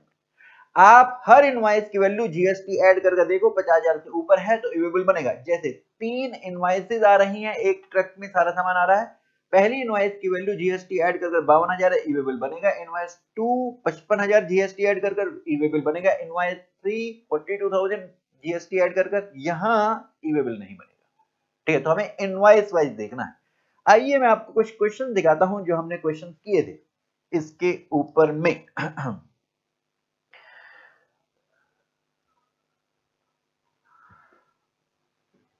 हाँ जी, ये देखिए, ये May 23 का क्वेश्चन था। एक एसवी इलेक्ट्रिकल है, दिल्ली का रजिस्टर्ड सप्लायर है, ये वारंटी के अंदर में गुड्स भेज रहा है हरियाणा में। हाँ जी, वैल्यू है 65,000। क्या जीएसटी ऐड करके वैल्यू 50,000 से ऊपर है जी, लेकिन वजह सेल नहीं है। मूवमेंट तो हो रही है दिल्ली से हरियाणा में, लेकिन वजह सप्लाई नहीं है, अदर देन सप्लाई है। तो ये कह रहा है कि अदर देन सप्लाई है इसलिए ईवे बिल नहीं बना। नालायक है, अनपढ़ है, इसने रूल 138 पढ़ा ही नहीं। यहाँ ईवे बिल बनेगा ही बनेगा, यहाँ ईवे बिल बनेगा ही बनेगा, क्योंकि वैल्यू 50,000 से ऊपर। नेक्स्ट सेकंड क्वेश्चन, हाँ जी, जॉब वर्कर के पास केरला से तमिलनाडु भेज रहे हैं, यहाँ हमें 50,000 से कम भी वैल्यू तो भी ईवे बिल बनाना होगा, क्योंकि इंटर स्टेट मूवमेंट है, जॉब वर्कर के पास भेज रहे हो। दो एक्सेप्शन थी 50,000 से कम के लिए, तो एक इसमें जॉब वर्कर वाली थी, ये जॉब वर्कर के पास भेज रहा है, इंटर स्टेट मूवमेंट है, 50,000 से कम भी है तो भी ईवे बिल बनेगा। अब जुलाई 21 का क्वेश्चन देखिए, पहला जॉब वर्कर का ही है, आंध्र प्रदेश से कर्नाटक में भेज रहे हैं जॉब वर्कर के पास, यहाँ वैल्यू हमें देखनी ही नहीं, वैल्यू कह रहे 45 जा रहा है, हमें देखनी ही नहीं, 50,000 से कम है तो भी ईवे बिल बनेगा। नेक्स्ट, हम तेलंगाना से तमिलनाडु हैंडीक्राफ्ट गुड्स भेज रहे हैं, और ये जो भेज रहा है भीष्मा, ये इसने रजिस्ट्रेशन नहीं ले रखा, रजिस्ट्रेशन माफ है, ये थ्रेशोल्ड लिमिट से कम है। हैंडीक्राफ्ट गुड्स के लिए रजिस्ट्रेशन की एग्जम्पशन मिल जाती थी, ये यहाँ पर इसको रजिस्ट्रेशन की एग्जम्पशन है, 20 लाख क्रॉस नहीं करी, क्या अनरजिस्टर्ड है, फिर भी ईवे बिल बनाना होगा, भले ही 50,000 से कम वैल्यू। जी हाँ, यहाँ भले ही 50,000 से कम वैल्यू, क्योंकि हैंडीक्राफ्ट गुड्स हैं, ये कैजुअल टैक्सेबल पर्सन भी है और इंटरस्टेट मूवमेंट कर रहा है, इंटरस्टेट मूवमेंट कर रहा है, तो फिर वैल्यू 50,000 से कम भी हो तो भी ई-वे बिल बनाना होगा। अच्छा जी, और देखिए यहां पर एक क्वेश्चन जन 21 में पूछा गया, ये तो सेल थी, सीधा सीधा सिंपल क्वेश्चन था, 49,000 एक्सक्लूडिंग जीएसटी था, ऐड कर 57,820 आ गया, 50,000 से ऊपर है, ई-वे बिल बनाना होगा, ई-वे बिल बनाना होगा। अच्छा, इसमें क्वेश्चन पूछा है कि कंसीक्वेंसेस क्या होंगे अगर ई-वे बिल ना बनाए तो। एक बार मैं ये आपको दिखा देता हूं, ये आपके पास पेज नंबर 7 पे सबसे नीचे था। अगर ई-वे बिल नहीं बनाते हैं तो नतीजा अंजाम क्या भुगतना पड़ेगा। हाँ जी, पहला सेक्शन 122(1) में पेनल्टी लगेगी कितनी, टैक्स की जितनी चोरी है उस पे, और 10,000 विच एवर इज ग्रेटर। एक तो ये सेक्शन 122(1) की पेनल्टी लगेगी। दूसरा सेक्शन 129(1), यहां पर आपके गुड्स और कन्वेंस को सीज कर लिया जाएगा, डिटेन कर लिया जाएगा। ये आप ऑफेंसिव पेनल्टी में सेक्शन 129 डिटेल में पढ़ेंगे, और यहां भी फिर वो अगर रिलीज कराने तो पेनल्टी देनी पड़ती है।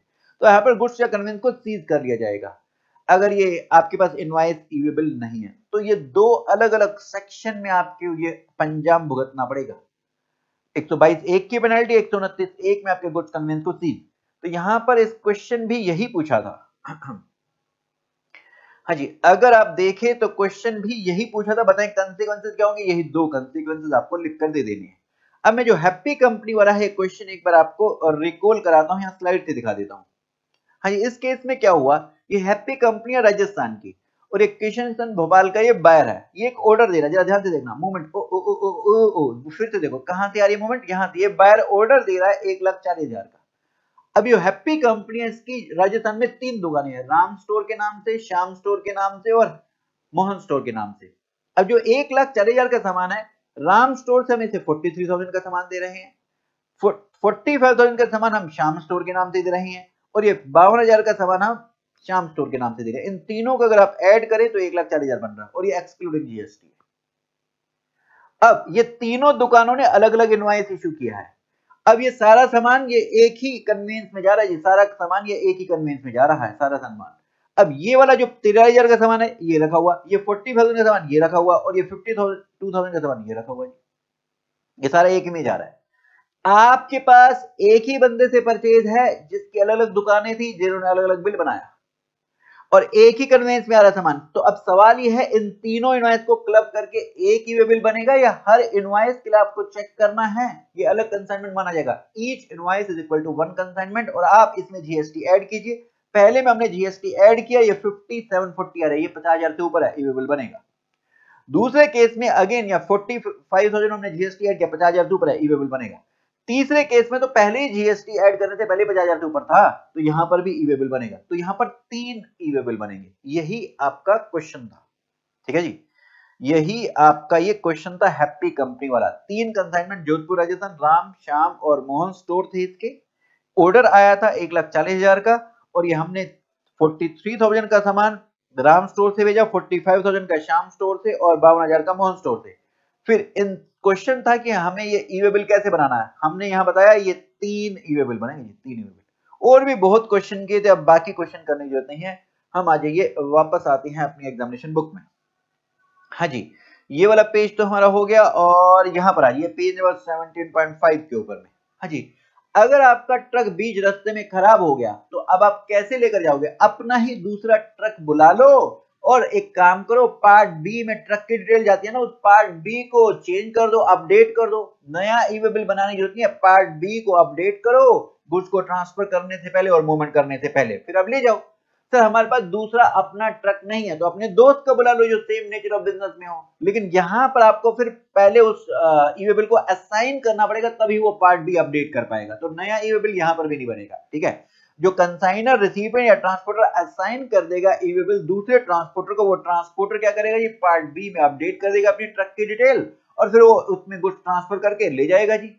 हाँ जी, लेकिन ध्यान रहे यहाँ पर अगर ट्रांसपोर्टर ने वो अपना पार्ट बी भर दिया है, फिर आप दूसरे ट्रांसपोर्टर को असाइन करना चाहो, फिर नहीं हो सकता, उसने अगर पहली बार डिटेल भर दी है। अच्छा, ये एक सिचुएशन लीजिए, आपको city X to city Z जाना है। City X to city Y तो पहला ट्रांसपोर्टर लेकर जाएगा, अब city Y to city Z दूसरा ट्रांसपोर्टर लेकर जाएगा। तो इसमें ई वे बिल कैसे बनेगा? हाँ जी, ई वे बिल एक ही बनेगा, पार्ट ए आप भर दो, फिर असाइन कर दो ट्रांसपोर्टर पहले ट्रांसपोर्टर को। अब पहला ट्रांसपोर्टर क्या करेगा, पार्ट बी भरेगा और इसे city X to city Y ले जाएगा। जब सिटी वाई में पहुंच जाएगा तो ये पहला ट्रांसपोर्टर अब ये असाइन कर देगा दूसरे ट्रांसपोर्टर को। अब ये दूसरा ट्रांसपोर्टर अपना पार्ट बी सिर्फ अपडेट करेगा, मतलब नया ई वे बिल बनेगा, उस पार्ट बी को अपना व्हीकल नंबर डाल देगा, और वो पहले वाला हट जाएगा, व्हीकल नंबर वहां पर डाल देगा, और फिर ये गुड्स लेकर चला जाएगा सिटी जेड में। हाँ जी, क्या आप ई वे बिल कैंसिल करा सकते हैं? जी, दो सिचुएशन है जी। अगर आपका सेल ऑर्डर कैंसिल हो गया तो आप गुड्स ट्रांसपोर्ट नहीं करोगे, तो ई वे बिल कैंसिल करा लो। कितने घंटे के अंदर? 24 घंटे के अंदर। दूसरा केस, जो आपने डिटेल डाली थी वो गलत डाल दी थी, वही जो आपने ई वे बिल में डिटेल डाली है पार्ट ए में, वो वाले गुड्स ट्रांसपोर्ट नहीं होने, कुछ और ट्रांसपोर्ट होने हैं, तो आप एक काम करो, ई वे बिल को कैंसिल करा लो 24 घंटे के अंदर अंदर। लेकिन ध्यान रहे, अगर बीच रास्ते में ऑफिसर ने चेक कर लिया है, अब आप बोलते हो मेरे से गलत डिटेल डल गई थी, मैं इसको कैंसिल करके दूसरा नया ई वे बिल बना लेता हूं, अब पॉसिबल नहीं है अगर ड्यूरिंग ट्रांजिट चेक हो चुका है। अच्छा, 24 घंटे के बाद कोई ऑप्शन है? एक 72 आवर्स की विंडो है, वो क्या है जी? हाँ जी, जो भी ई वे बिल बनाता है वो दूसरे बंदे को रिसिपेंट कह देता है, और फिर उस रिसिपेंट को 72 घंटे के अंदर एक्सेप्ट या रिजेक्ट करना पड़ता है उस ई वे बिल को। अब मान लो ये 24 घंटे का टाइम निकल गया है, तो आप उसको बोल दो भाई अभी रिजेक्ट कर दे भाई 72 घंटे के अंदर अंदर, तो फिर एक तरीके से कैंसिल हो जाएगा। अच्छा, ये अगर एक्सेप्ट रिजेक्ट दूसरा बंदा नहीं करता 72 आवर्स के अंदर अंदर, तो क्या होगा? फिर ये ऑटोमेटिक एक्सेप्ट मान लिया जाएगा। अच्छा जी, फिर इसके बाद कंसोलिडेटेड ई वे बिल क्या है जी? एक कन्वेंस में ये 3 कंसाइनमेंट जा रहे हैं, तीनों का ई वे बिल बना हुआ है। अगर ट्रांसपोर्टर चाहे तो इन तीनों के ई वे बिल को ऐड करके एक कंसोलिडेटेड ई वे बिल बना सकते हो। तो मल्टीपल कंसाइनमेंट के लिए एक कन्वेंस में जा रहे हैं, तो ये may be generated by transporter before movement. वो क्या करेगा, इन तीनों ई वे बिल का नंबर डालेगा और एक ई वे बिल बना लेगा। अच्छा, ट्रांसपोर्टर को ई वे बिल कब बनाना था? जब कंसाइनरी जनरेट नहीं करते ई वे बिल, वैल्यू 50,000 से ऊपर हो रही है, इंटरस्टेट मूवमेंट है, तब ट्रांसपोर्टर को ई वे बिल बनाना होता था। और इस केस में फिर पहले इंडिविजुअल ई वे बिल बना लिया, बाद में कंसोलिडेटेड ई वे बिल बनाना चाहे तो बना सकता है। अच्छा जी, अब इस ई वे बिल का वैलिडिटी पीरियड क्या होता है? इसके लिए पहले आपको समझना होगा ओडीसी, ओवर डायमेंशनल कार्गो, एक मल्टी मॉडल शिपमेंट जिसमें शिप के थ्रू भी मूवमेंट हो रही है, साथ में शिप प्लस रोड या शिप प्लस एयर, ऐसे। इसमें स्लाइड से समझाता हूं। ये ओडीसी क्या होता है, नीचे पढ़िए। कह रहे वो कार्गो जो एक सिंगल इंडिविजुअल यूनिट है और वो एक्सीड कर रही है, जिस व्हीकल में हम लेके जा रहे हैं उसकी डायमेंशन लिमिट से एक्सीड कर रही है, जैसे यहां देखिए। हाँ जी, ये जो है ये ओडीसी है, ये सिंगल इंडिविजुअल यूनिट है, ये आगे से भी बाहर निकली हुई है इस कन्वेंस से, और पीछे से भी बाहर निकली हुई है। अब इस कन्वेंस को बहुत धीरे धीरे चलना होगा, तो इन्होंने बोला एक दिन में 20 किलोमीटर चल लो जी, 20 किलोमीटर चल लो।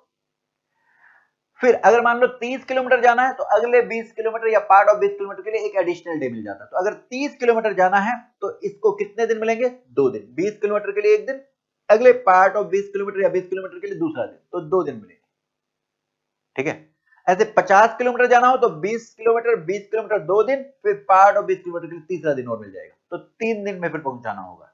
अच्छा, एक और यही 20 किलोमीटर वाली कहानी किसके लिए है? अगर आप शिप के थ्रू भी सामान लेके जा रहे हो, प्लस रोड या एयर। शिप में यहां पर पानी में धीरे धीरे शिप चलता है, तो इसलिए यहां पर समय उन्होंने बोला चलो ठीक है 20 किलोमीटर एक दिन में चल लो।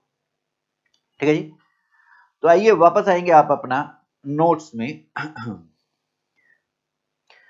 हाँ जी, आइए वापस आपके नोट्स में, और यहां हम कह रहे हैं ओडीसी है या मल्टी मॉडल शिपमेंट जिसमें शिप साथ में इन्वॉल्व है, तो एक दिन में 20 किलोमीटर चलना है, फिर अगले 20 किलोमीटर या पार्ट देर ऑफ के लिए आपको एक एडिशनल डे मिलेगा। लेकिन अगर नॉर्मल कार्गो है अदर देन ओडीसी या मल्टी मॉडल शिपमेंट, मतलब नॉर्मल कार्गो है, तो एक दिन में कितना किलोमीटर चल रहा है जी? 200 किलोमीटर, फिर अगले 200 किलोमीटर या पार्ट देर ऑफ के लिए एक एडिशनल डे मिलेगा। ठीक है जी, तो अब यहां पर ये पीरियड जो काउंट किया जाएगा, कैसे काउंट किया जाएगा जी? ये कह रहा है कि जिस टाइम पे आपने जनरेट किया ई वे बिल उस टाइम से ये काउंट किया जाएगा, लेकिन आपका हर दिन जो एक्सपायर होगा अगले दिन की मिडनाइट 12 बजे एक्सपायर होगा। इसे समझने के लिए एग्जांपल देखिए, मान लीजिए आपने 5 जनवरी को ई वे बिल बनाया, तो 5 जनवरी की रात 12 बजे नहीं, 6 जनवरी की रात 12 बजे आपका पहला दिन, ये आपका 6 जनवरी की रात 12 बजे आपका पहला दिन ओवर होगा। अब 6 जनवरी खत्म हो रही होगी, 7 जनवरी शुरू हो रही होगी। अच्छा, 5 जनवरी को आपने कितने बजे जनरेट किया ये इररिलेवेंट है, सुबह 9 बजे, दोपहर को 12 बजे, 6 बजे, सुबह, शाम को, इससे कोई मतलब नहीं है। इस दिन आपको ज्यादा टाइम मिल रहा है 24 घंटे से।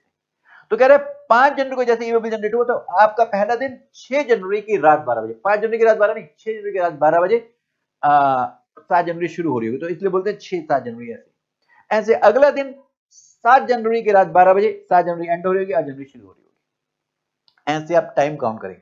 क्या ये ई वे बिल की जो टाइम की वैलिडिटी आप एक्सटेंड करा सकते हैं? जी, अगर एक्सेप्शनल नेचर है, ट्रांसशिप करे, आपके गुड्स ट्रांसपोर्ट नहीं हो पा रहे इतने समय में, तो आप एक्सटेंड करा सकते हैं। हाँ जी, ये एक्सटेंशन क्या आपको ई वे बिल की टाइम वैलिडिटी खत्म होने के बाद कराना है कि पहले कराना है? कह रहे हैं आप बाद में भी करा सकते हो 8 घंटे के अंदर, पहले कराओ आपकी मर्जी। ये ई वे बिल जो आपने जनरेट किया हर स्टेट के लिए वैलिड होगा। अब ई वे बिल कब बनाने की जरूरत नहीं है, इसे याद करने की मैंने ट्रिक बनाई थी आपको।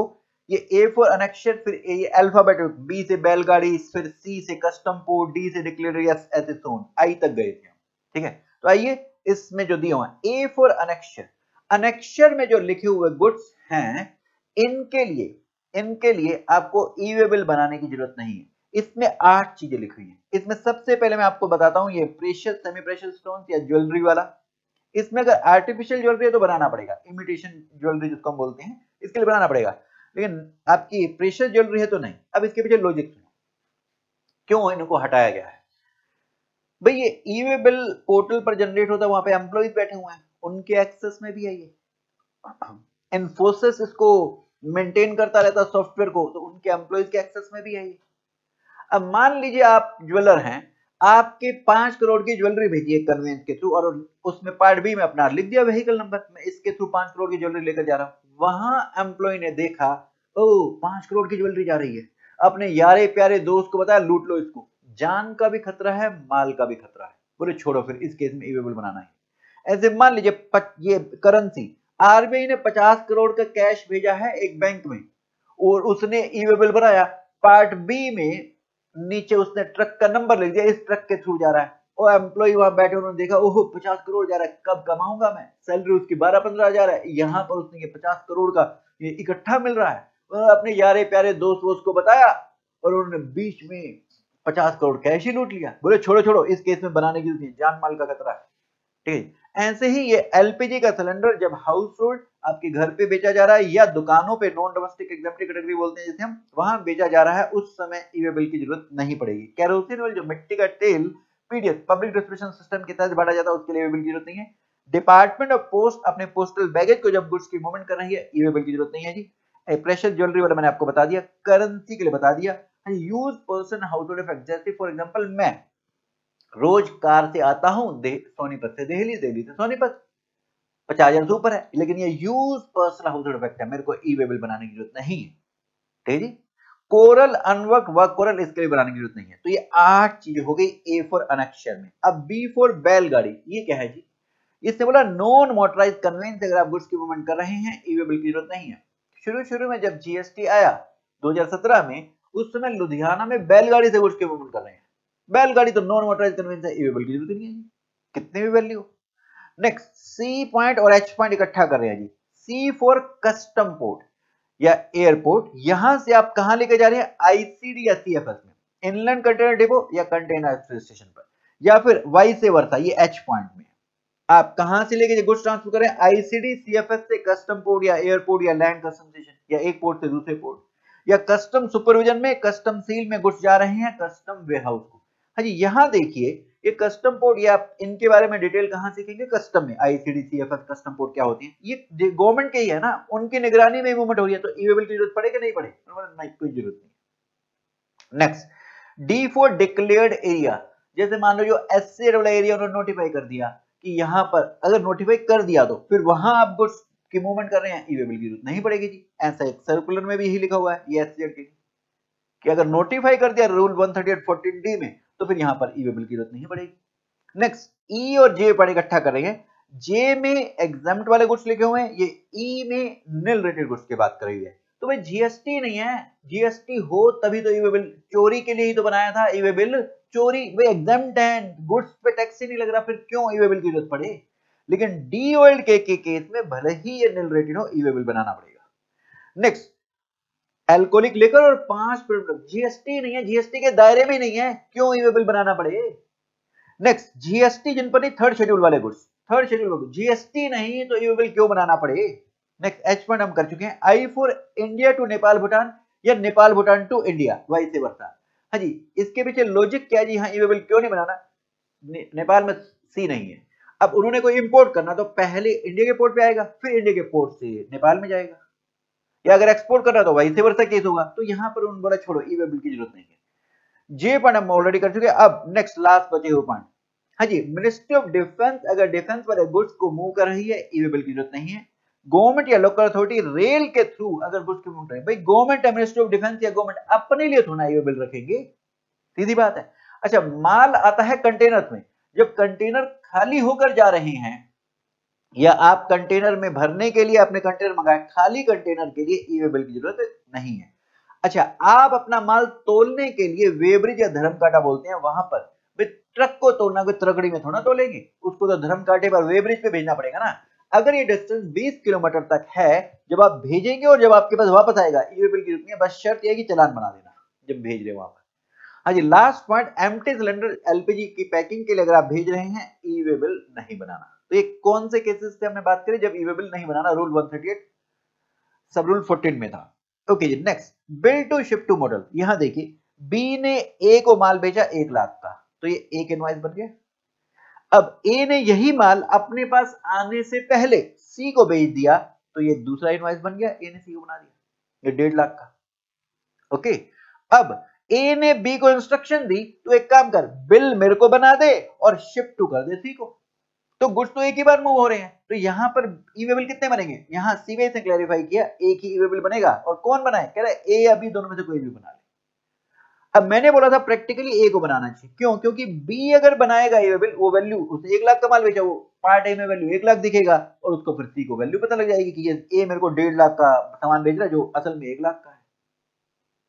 तो अगर ए बनाएगा तो वो पार्ट ए में वैल्यू क्या लिखेगा, 1.5 लाख, तो प्रैक्टिकली ए को बनाना चाहिए, लेकिन सीबीआई का कहता है दोनों में से कोई भी बना ले, हमें कोई प्रॉब्लम नहीं है। अच्छा जी, फिर इसके बाद ये तो हम ऑलरेडी कवर कर चुके, रूल 138 यहां खत्म हो गया। अब हम रूल 138 ए करने जा रहे हैं।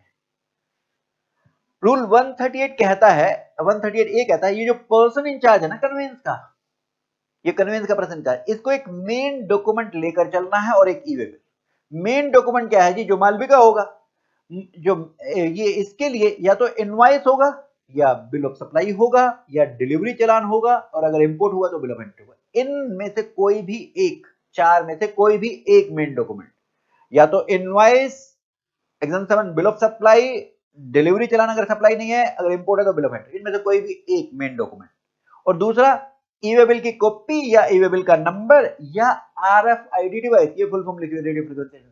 हाँ जी, ये किसके लिए है जी आरएफआईडी डिवाइस, ये बड़े बड़े ट्रांसपोर्टर के नाम नोटिफाई किए जाएंगे, उनको अपने ट्रक पर ये डिवाइस इंस्टॉल करानी होगी, जिसपे ई-वे-बिल फिर मैप किया जाएगा, और ये कब मैप किया जाएगा, मूवमेंट से पहले। तो अब दोबारा से बात करें, पर्सन इंचार्ज को क्या क्या लेकर चलना है जी, इनवॉइस की कॉपी और दूसरा ई-वे-बिल, ये दो ही तो है।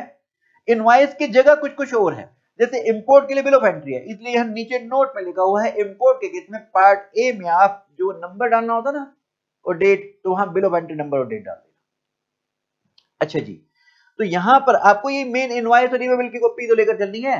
इस इनवॉइस के लिए अगर आप ई इनवॉइस के प्रोविजन आपके ऊपर एप्लीकेबल होते हैं तो फिर इनवॉइस की फिजिकल कॉपी लेकर चलने की जरूरत नहीं है। आप सिर्फ क्यूआर कोड जिस पे एम्बेड हो आईएन इनवॉइस रेफरेंस नंबर बस वही प्रोड्यूस कर देना अगर बीच रास्ते में पूछा जाए तो। और यहां पर आपने ये इनवॉइस के चैप्टर में भी पढ़ी थी ये वाली बात, और इनवॉइस के चैप्टर में ये वाली बात भी पढ़ी थी आपने कि अगर इनवॉइस आप इनवॉइस पोर्टल से अपलोड करते हैं तो वहां पर फिर आपका ईवेबल का पार्ट ऑटोमेटिक भर जाता था।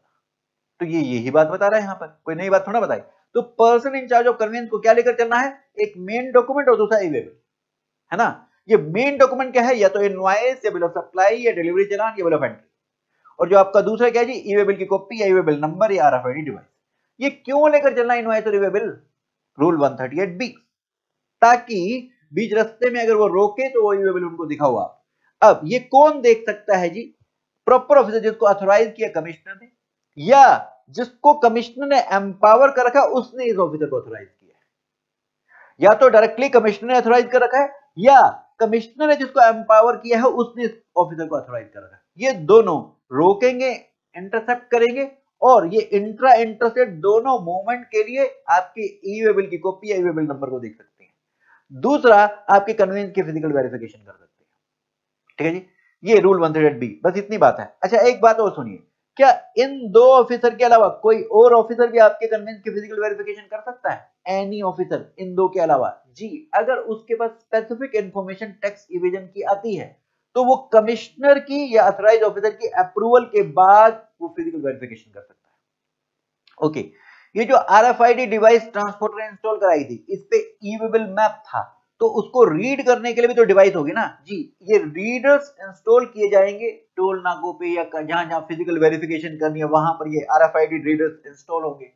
ये क्या करेंगे, फिर उसको ईवेबल में क्या है वो स्कैन करेंगे तो उनके पास आ जाएगा कि इस ट्रक में क्या सामान जा रहा है। ठीक है जी।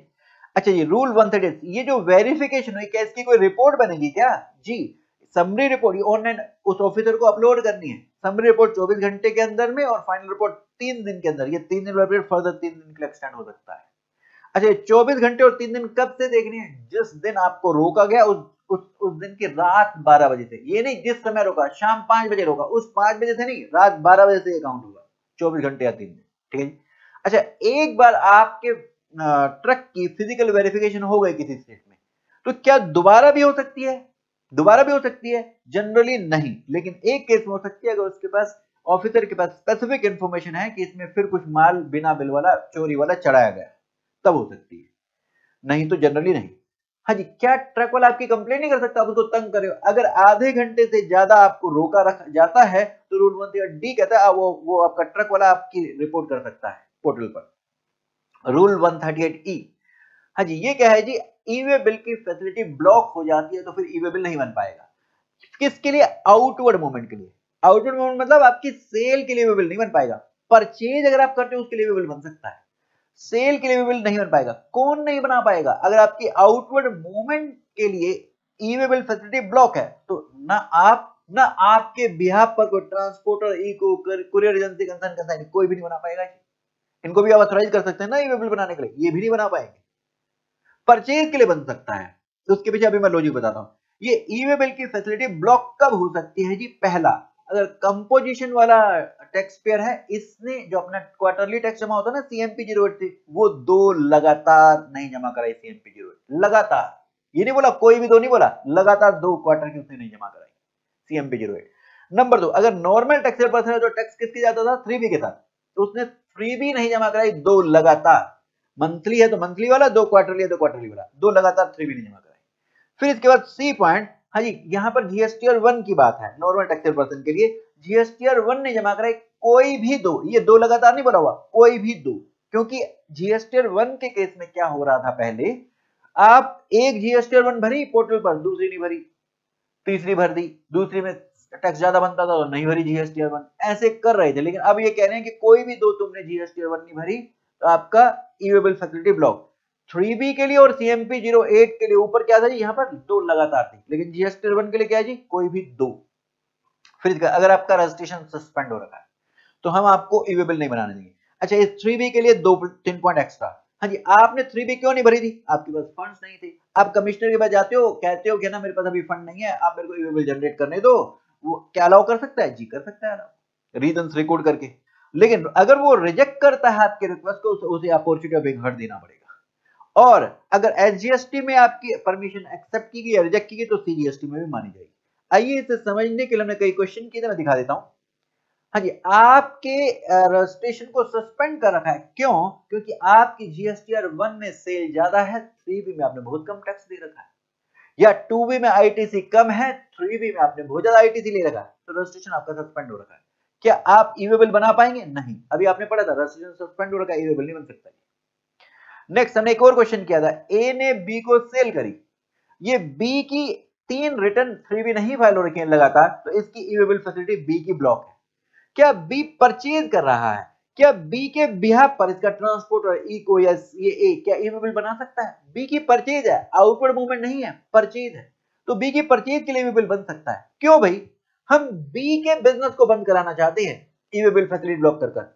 अगर हम बी की परचेज पर ई-वे बिल बंद कर देते तो ए का बिजनेस हैम्पर होता। भाई ए की तो सेल है ना, ए के बिजनेस को क्यों खराब कराएं? बी ने रिटर्न भरा तो बी के बिजनेस को हैम्पर करेगा, इसलिए बी के आउटवर्ड मूवमेंट के लिए ई-वे बिल नहीं बन सकता। अब यहां देखिए, बी ने सी को सेल किया, अब बी के लिए आप कोई और बना सकता है ट्रांसपोर्टर, इको, कुरियर एजेंसी? नहीं। अब बी की आउटवर्ड मूवमेंट है, अब बी के लिए ई-वे बिल नहीं, बी की सेल के लिए ई-वे बिल नहीं। ऐसे हमने एक बिल टू शिप टू वाला भी किया था, यहां पर बी के लिए ई-वे बिल फैसिलिटी ब्लॉक है, तो बी ने आगे सी को सेल कर रखी है, अब बी के आउटवर्ड मूवमेंट के लिए ई-वे बिल नहीं बना सकता, ना ए, ना ट्रांसपोर्टर, ना इको, ना कुरियर एजेंसी, कोई नहीं। ठीक है जी, यहां हमारा लगभग खत्म हो गया, एक छोटा सा सर्कुलर बचा, वो क्या? हाँ जी, ये आप ऑफेंसिव पेनल्टी में एक सेक्शन 129 पढ़ेंगे, वो आपके गुड्स को, ट्रक को सीज कर लेते हैं अगर आपके पास इनवॉइस या ई-वे बिल नहीं है। लेकिन अब हमारे पास इनवॉइस भी है और ई-वे बिल भी है, लेकिन ई-वे बिल में कुछ गलतियां हैं, जैसे कंसाइनर का नाम में कुछ मिस्टेक है या कंसाइनी के नाम में मिस्टेक है, लेकिन जीएसटी करेक्ट है। अच्छा, पिन कोड, जो जब हम ई-वे बिल बनाते हैं तो हमें पिन कोड डालना होता है, जिससे डिस्टेंस पता लगता है। रिसिपिएंट के पिन कोड डाला तो हमें डिस्टेंस पता लगता है, कहां से हमारे यहां से वहां तक पहुंचने का कितना डिस्टेंस है, जिससे ई-वे बिल की वैलिडिटी पता लगती है।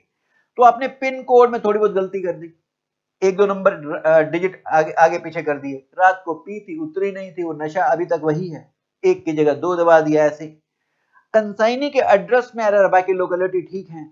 जो इनवॉइस नंबर या चालान नंबर डाल रहे थे, वो उसमें एक दो गलतियां कर दी डिजिट में, या जो गुड्स का एचएसएन कोड डालते हैं 4 या 6 डिजिट का, पहले 2 डिजिट तो सही डाले, बाकी फिर कोई गलती कर दी, या व्हीकल के नंबर में एक दो नंबर आगे पीछे कर दिए।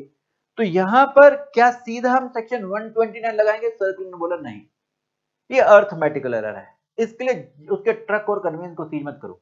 तो यहां पर एक सेक्शन 125 आप अगले ही चैप्टर में पढ़ेंगे, वो एक जनरल पेनल्टी का है, जिसके लिए स्पेसिफिक कोई बता नहीं रखी पेनल्टी, तो सेक्शन 125 में लग सकती है, और वहां बता रखा 25,000 तक सीजीएसटी में, 25,000 तक एसजीएसटी में, वो मैक्सिमम है। तो इन्होंने बोला 25,000 मत लगाओ, 500 लगाकर छोड़ दो, 1000 तक पेनल्टी लगाकर छोड़ दो। तो ये कभी पूछा नहीं गया उन्होंने, तो मैंने आपको ये एक और बता दिया। यहां हमारा ये वाला चैप्टर खत्म होता है। अब आप आ जाइए चैप्टर नंबर 21, एडवांस रूलिंग का, फटाफट से अपनी बुक में निकाल लीजिए, जल्दी जल्दी जल्दी जल्दी निकाले चैप्टर 21।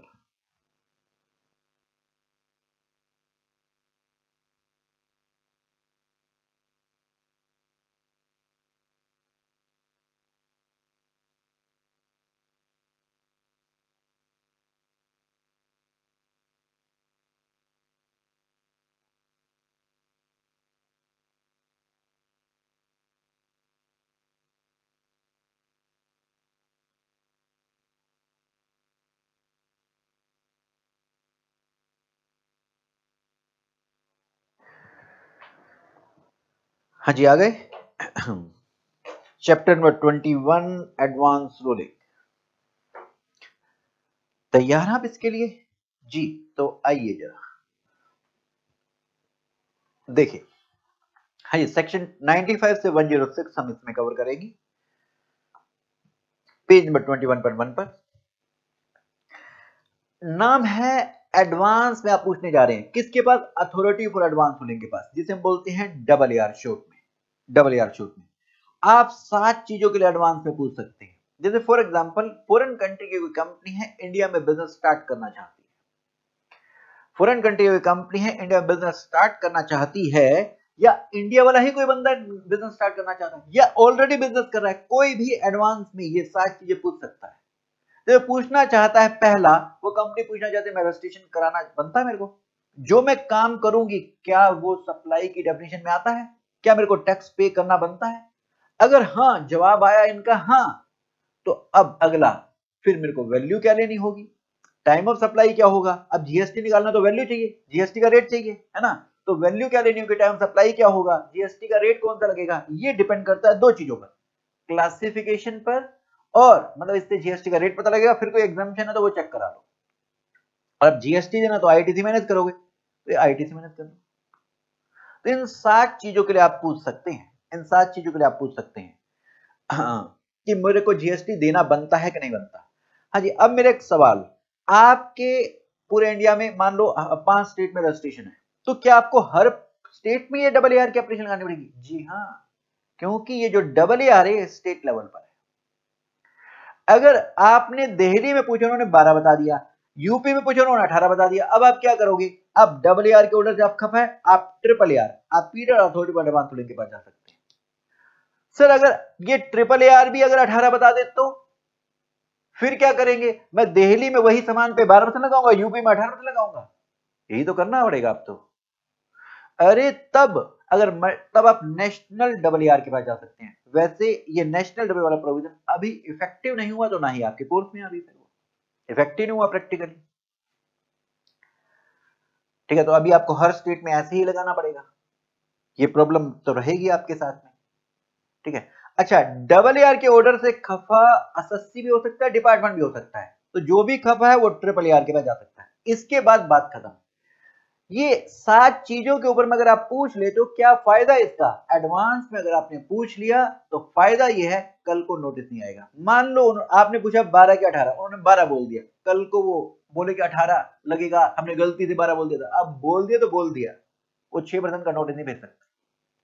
कब तक नहीं भेज सकते? कभी नहीं भेज सकते जी, बात खत्म हो गई। एडवांस होने का ऑर्डर फाइनल होगा, तभी तो हमने एडवांस में पूछा था, बताओ ना टैक्स का रेट क्या होगा, बताओ ना वैल्यू क्या होगी, आईटीसी मिलेगा या नहीं मिलेगा। जो इन्होंने बोल दिया वही फिर ऑर्डर वो फाइनल है, वो हमारे पर बाइंडिंग है, इन पे भी बाइंडिंग है, हमारे ऊपर ही नहीं इनके ऊपर भी बाइंडिंग है। ठीक है, तो इन 7 मैटर्स के लिए ही आप पूछ सकते हैं। कौन कौन से 7 मैटर्स हैं, एक बार नेक्स्ट पेज पे आएंगे, यही पढ़ते हैं जी। आपके पास सीधा सीधा क्वेश्चन आता है, बताएं कौन से मैटर या क्वेश्चन के लिए आप एडवांस रूलिंग मांग सकते हैं। किन किन मैटर्स के लिए आप एडवांस रूलिंग मांग सकते हैं? पहला, रजिस्ट्रेशन कराना बनता है कि नहीं बनता। दूसरा, जो मैं गुड्स या सर्विस के रेस्पेक्ट में करूंगा वो सप्लाई की डेफिनेशन में आता है कि नहीं आता, मेरे को टैक्स लायबल हूं टैक्स पे करने के लिए कि नहीं। नेक्स्ट, अगर हूं तो फिर वैल्यू क्या होगी, टाइम ऑफ सप्लाई क्या होगा, और वैल्यू का जीएसटी का रेट के लिए क्लासिफिकेशन। और फिर अगला, एग्जाम्पशन नहीं है यहां पर, सिर्फ लिखा है एप्लीकेबिलिटी ऑफ नोटिफिकेशन, कोई भी नोटिफिकेशन, एग्जाम्पशन का भी हो सकता है, रिवर्स चार्ज का भी हो सकता है, कोई और भी हो सकता है, तो यहाँ पर नोटिफिकेशन है। ठीक है, और फिर लास्ट में आईटीसी कोई मेरे को मिलेगा कि नहीं मिलेगा जो टैक्स पे कर रखा है। तो ये 7 मैटर्स पे आप पूछ सकते हैं। तो आप किसके पास जाते हैं जी? डबल ए आर के पास। और मजे की बात, ये स्टेट लेवल पर बनती है, यही सेंटर में काम करती है। ऐसे ये ट्रिपल आर भी appellate authority advance ruling state में बनती है, एसजीएसटी में बनती है, यही सेंटर में काम करती है। अब डबल आर में एक सीजीएसटी ऑफिसर होगा, एक एसजीएसटी ऑफिसर होगा। ओके, और ये इनका ओहदा ज्वाइंट कमिश्नर लेवल का होगा। ऐसे ट्रिपल आर में एक चीफ कमिश्नर सीजीएसटी का, एक कमिश्नर एसजीएसटी का होगा। ये आपके नॉलेज के लिए, ये वाली बात एग्जाम के लिए नहीं। ठीक है, अच्छा जी, अब एडवांस रूलिंग का मतलब क्या है जी? ये जो 7 मैटर हैं, इसके अलावा ध्यान रहे आप पूछ नहीं सकते किसी और, जैसे टीडीएस डिडक्ट करना यहां पे नहीं है, नहीं पूछ सकते। टीसीएस कलेक्ट करना बनता कि नहीं बनता, यहां नहीं नाम, नहीं पूछ सकते। पेनल्टी लगेगी नहीं लगेगी, यहां नहीं है नाम, नहीं पूछ सकते। तो आप जो 7 मैटर है बस इसी के लिए पूछ सकते हैं, बाकी के लिए रिजेक्ट होगा।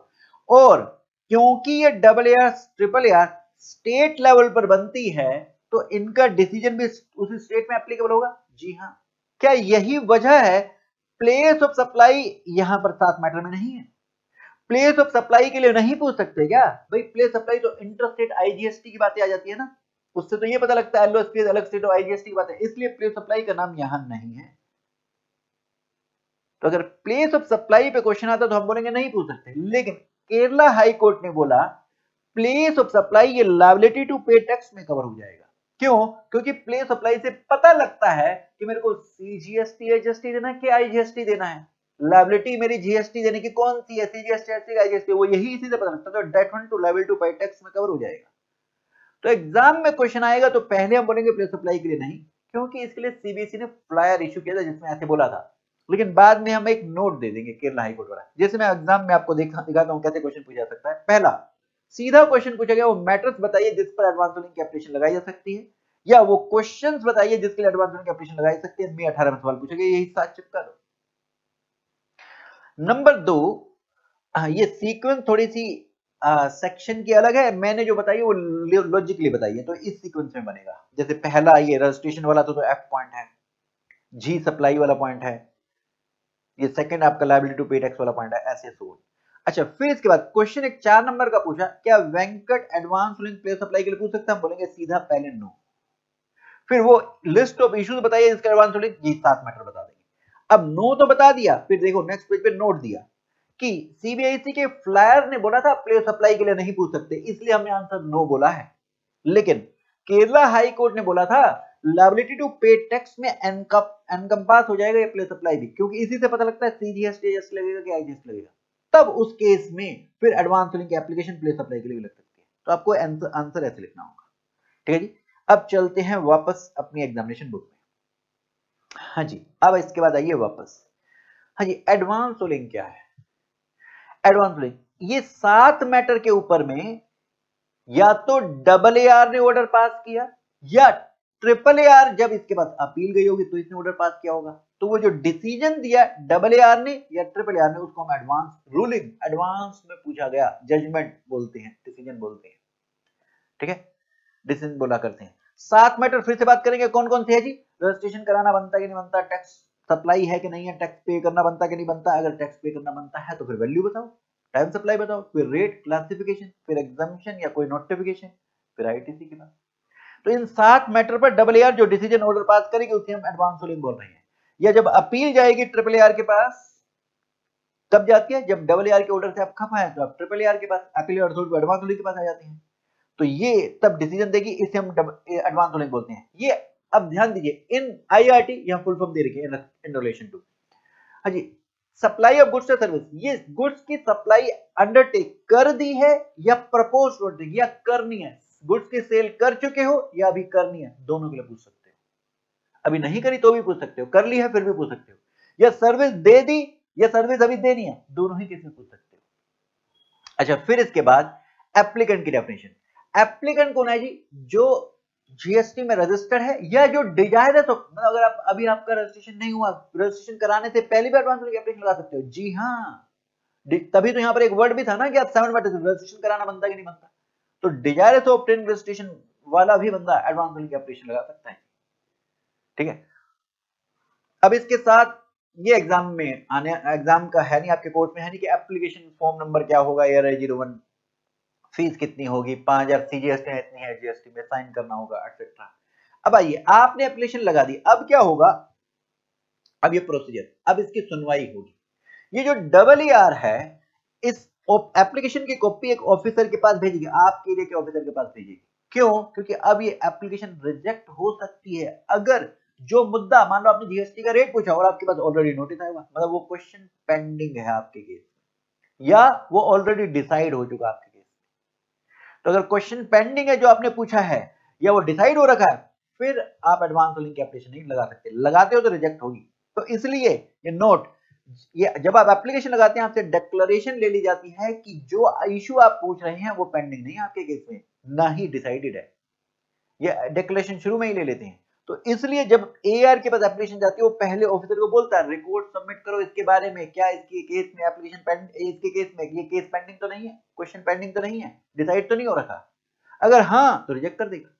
अब ये एक्सेप्ट जो रिजेक्ट होगा, आपकी एप्लीकेशन को देखेगा, वो जो रिकॉर्ड्स मंगाए ऑफिसर से उसको देखेगा, और दोनों को, एप्लीकेंट और ऑफिसर को सुनवाई का मौका देगा, और उसके बाद में ये इसको एक्सेप्ट या रिजेक्ट करेगा। हाँ जी, अगर ये रिजेक्ट करता है तो आपको अपॉर्चुनिटी में देना पड़ेगा रिजेक्ट, तो और फिर इस ऑर्डर की कॉपी एप्लीकेंट और ऑफिसर को मिल जाएगी। हाँ जी, अगर ये एक्सेप्ट करता है तो ऑर्डर कितने समय में पास होगा? 90 दिन में। 90 दिन में वो आपके मटेरियल को एग्जामिन करेगा और ये order pronouncement of ruling 90 days में। किस डेट से? एप्लीकेशन जब रिसीव करेगी उस डेट से 90 दिन के अंदर।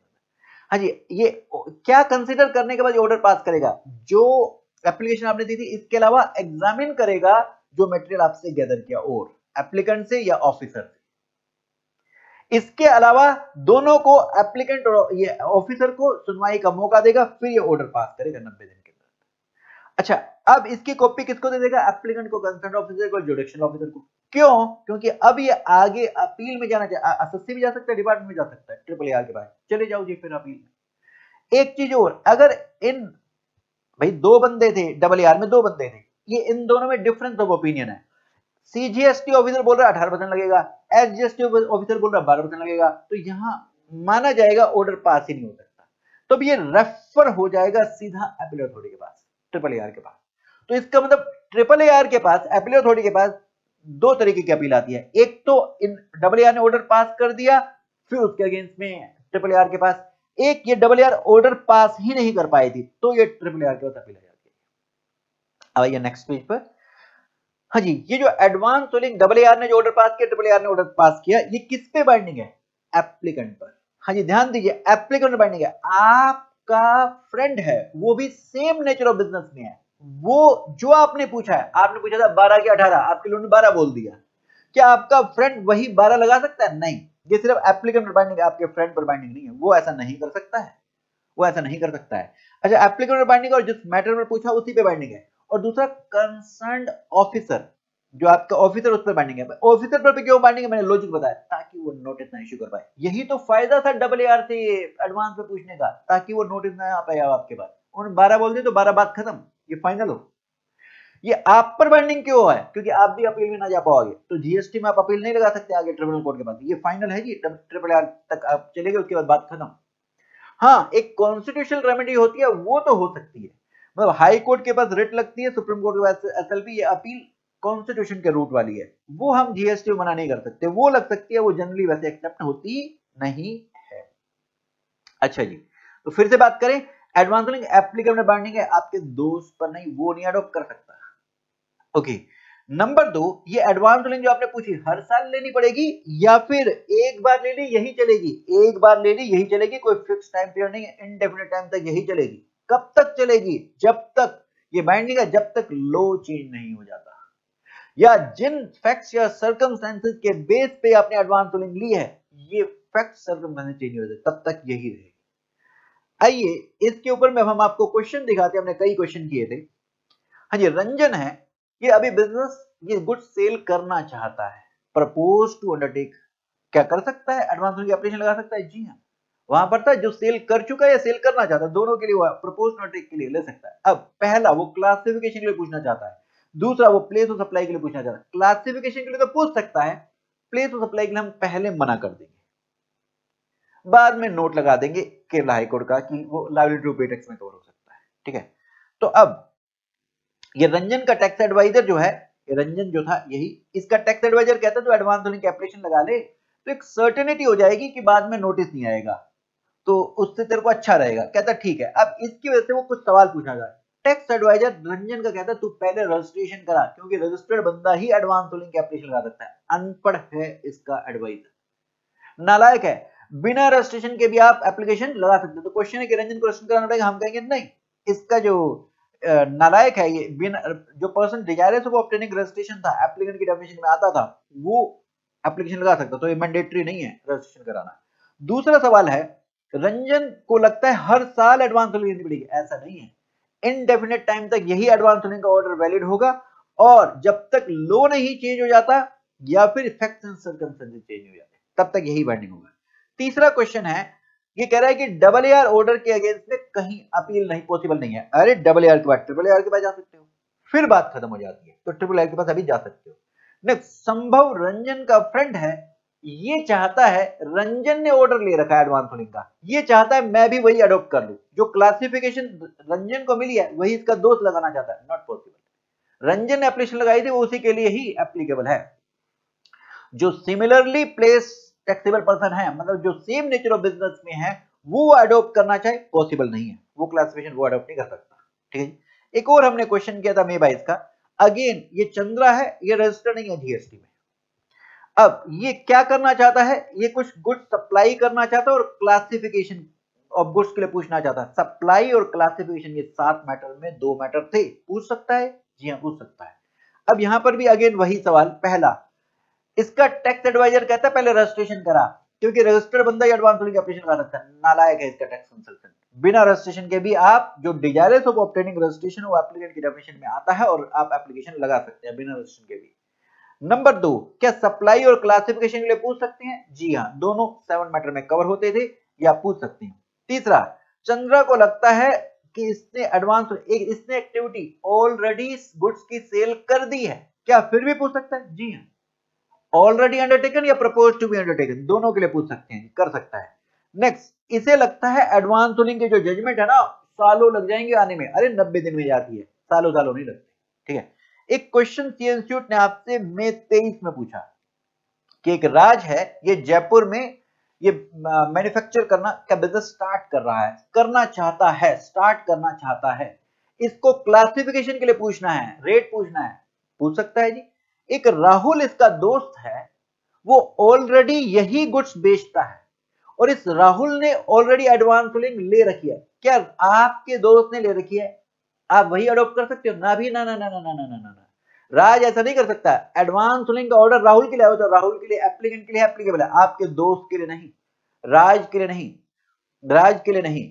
तो इसका टैक्स कंसल्टेंट कहता है राज का कि हाँ तू राहुल वाली ही अडॉप्ट कर ले, क्यों तेरे को लेने की जरूरत है, नालायक है इसका कंसल्टेंट। एडवांस रूलिंग की जो एप्लीकेबिलिटी है वो किसके लिए होती है, वो जिसने मांगी थी, राहुल ने मांगी थी और राहुल के लिए ऑर्डर है, उसी के लिए एप्लीकेबल है, ये नालायक का कंसल्टेंट, ऐसा नहीं हो सकता है।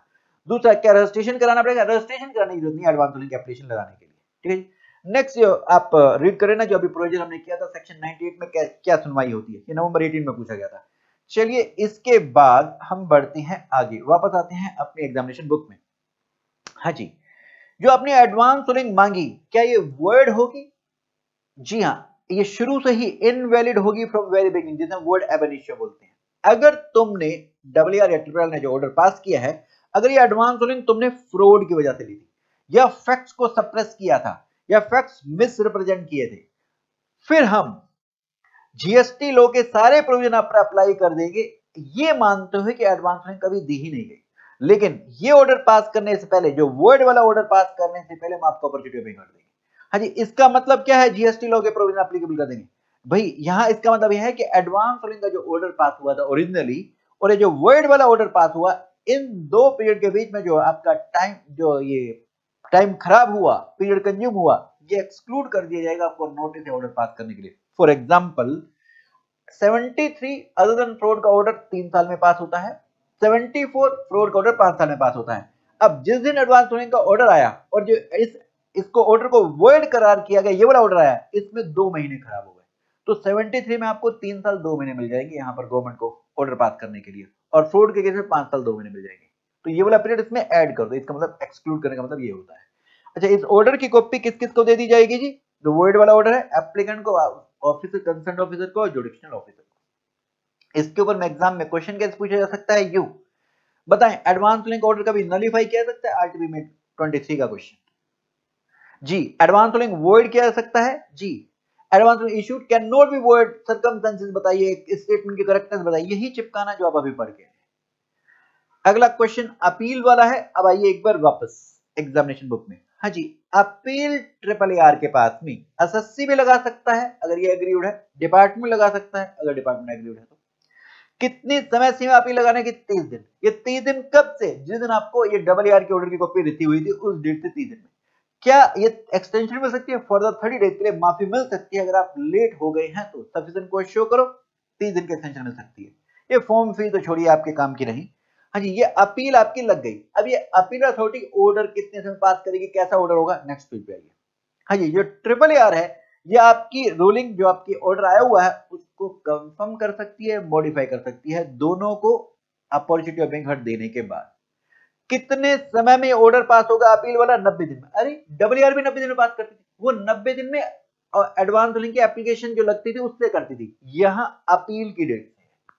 या फिर यहां 2 केसेस में ऑर्डर पास होगा, एक तो अपील लगी दूसरा, जब AAR ऑर्डर पास नहीं कर पाई थी तो रेफरेंस आई थी, है ना, रेफरेंस की डेट से फिर 90 दिन। नेक्स्ट, अगर ये यहां पर भी दो ही बंदे होते हैं AAR में भी, अगर इनमें डिफरेंस ऑफ ओपिनियन हुआ फिर एडवांस लिंक का ऑर्डर पास हो ही नहीं पाएगा, और इस ऑर्डर की कॉपी एप्लीकेंट को, कंसर्न ऑफिसर को, जुडिक्शन ऑफिसर को दे दी जाएगी, ठीक है जी। और AAR को क्वेश्चन डायरेक्ट यूं पूछा गया मई 19 में, बताएं अपील कब फाइल हो सकती है AAR के पास में, और उसमें सेक्शन 100 और 101 को पूरा एक्सप्लेन करें। बस यही जो आप पढ़ के हैं वही चिपकाना है। वापस आएंगे आप अपनी एग्जामिनेशन बुक में, रेक्टिफिकेशन ऑफ AR, AAR और AAR ने जो ऑर्डर पास किया, क्या इसे अमेंड, ये रेक्टिफाई, इसमें कोई गलतियां हैं क्या, इसको अमेंड या रेक्टिफाई किया सकता है? अगर मिस्टेक अपीयरेंट फ्रॉम रिकॉर्ड है, मतलब जिसमें दो ओपिनियन पॉसिबल नहीं है, तो ये AAR AAR ने खुद गलती को नोटिस किया, खुद कर सकते हैं चीज। अगर इनके नोटिस में लाया गया 6 महीने के अंदर अंदर, कौन नोटिस में लेके, ऑफिसर, जुडिक्शन ऑफिसर, एप्लीकेंट, अपीलेंट, जो भी इनके नोटिस में लाए 6 महीने के अंदर, तो ये ऑर्डर को रेक्टिफाई कर सकते हैं। लेकिन कोई भी रेक्टिफिकेशन जिससे टैक्स इंक्रीज हो रहा होगा या आईटीसी रिड्यूस हो रहा होगा, नहीं किया जाएगा जब तक अपॉर्चुनिटी बिंग ना दी जाए। नेक्स्ट 105, ये AAR और AAR के ऑर्डर क्या पावर्स हैं? इससे पहले 106, ये जो सुनवाई हो रही होगी इसके लिए AAR AAR क्या अपना खुद का प्रोसीजर बना सकते हैं? जी हाँ। अच्छा जी, पावर्स क्या है AAR AAR की? जो सिविल कोर्ट की पावर होती है इन 4 मैटर के लिए, वही इनकी भी है। मतलब किसी की अटेंडेंस कंपलसरी करना, उसको बुलाकर कसम खिलाना, फिर प्रोड्यूस डॉक्यूमेंट बुक्स प्रोड्यूस करने के लिए बोलना, अच्छा ये डिस्कवरी, ये डॉक्यूमेंट प्रोड्यूस करने के लिए बोलना ताकि फिर हम इंस्पेक्शन कर पाए, या इशूइंग कमीशन, जैसे कोई अब यहाँ पर अपने बिहार पर कोई कमिश्नर, कोई बंदा अपॉइंट कर देना, फिर वो उन इसके बिहार पर कुछ काम करेगा, जैसे विटनेस को बुलाएगा, उन वो क्रॉस चेक करेगा जो उसने अपनी विटनेस दे रखी है। तो ये 4 काम कर सकती है AAR, ये इसकी पावर्स है सिविल कोड वाली। अच्छा, यहाँ पर जो प्रोसीडिंग होगी, अगेन ये जुडिशियल प्रोसीडिंग है, इंडियन पेनल कोड के सेक्शन 193 और 228 में। 193 क्या बोलता है जी? इन्होंने बुलाया था, एविडेंस आपने फॉल्स दे दिया तो आपको 7 साल तक की जेल और फाइन हो सकता है जी। और 228 क्या बोलता है जी? अगर आपने इनके इंटेंशनल इंसल्ट करी या ऑफिसर को इंटरप्ट किया तो 6 महीने तक की जेल और फाइन हो सकता है जी। यहां हमारा रिवीजन कंप्लीट होता है इस चैप्टर का।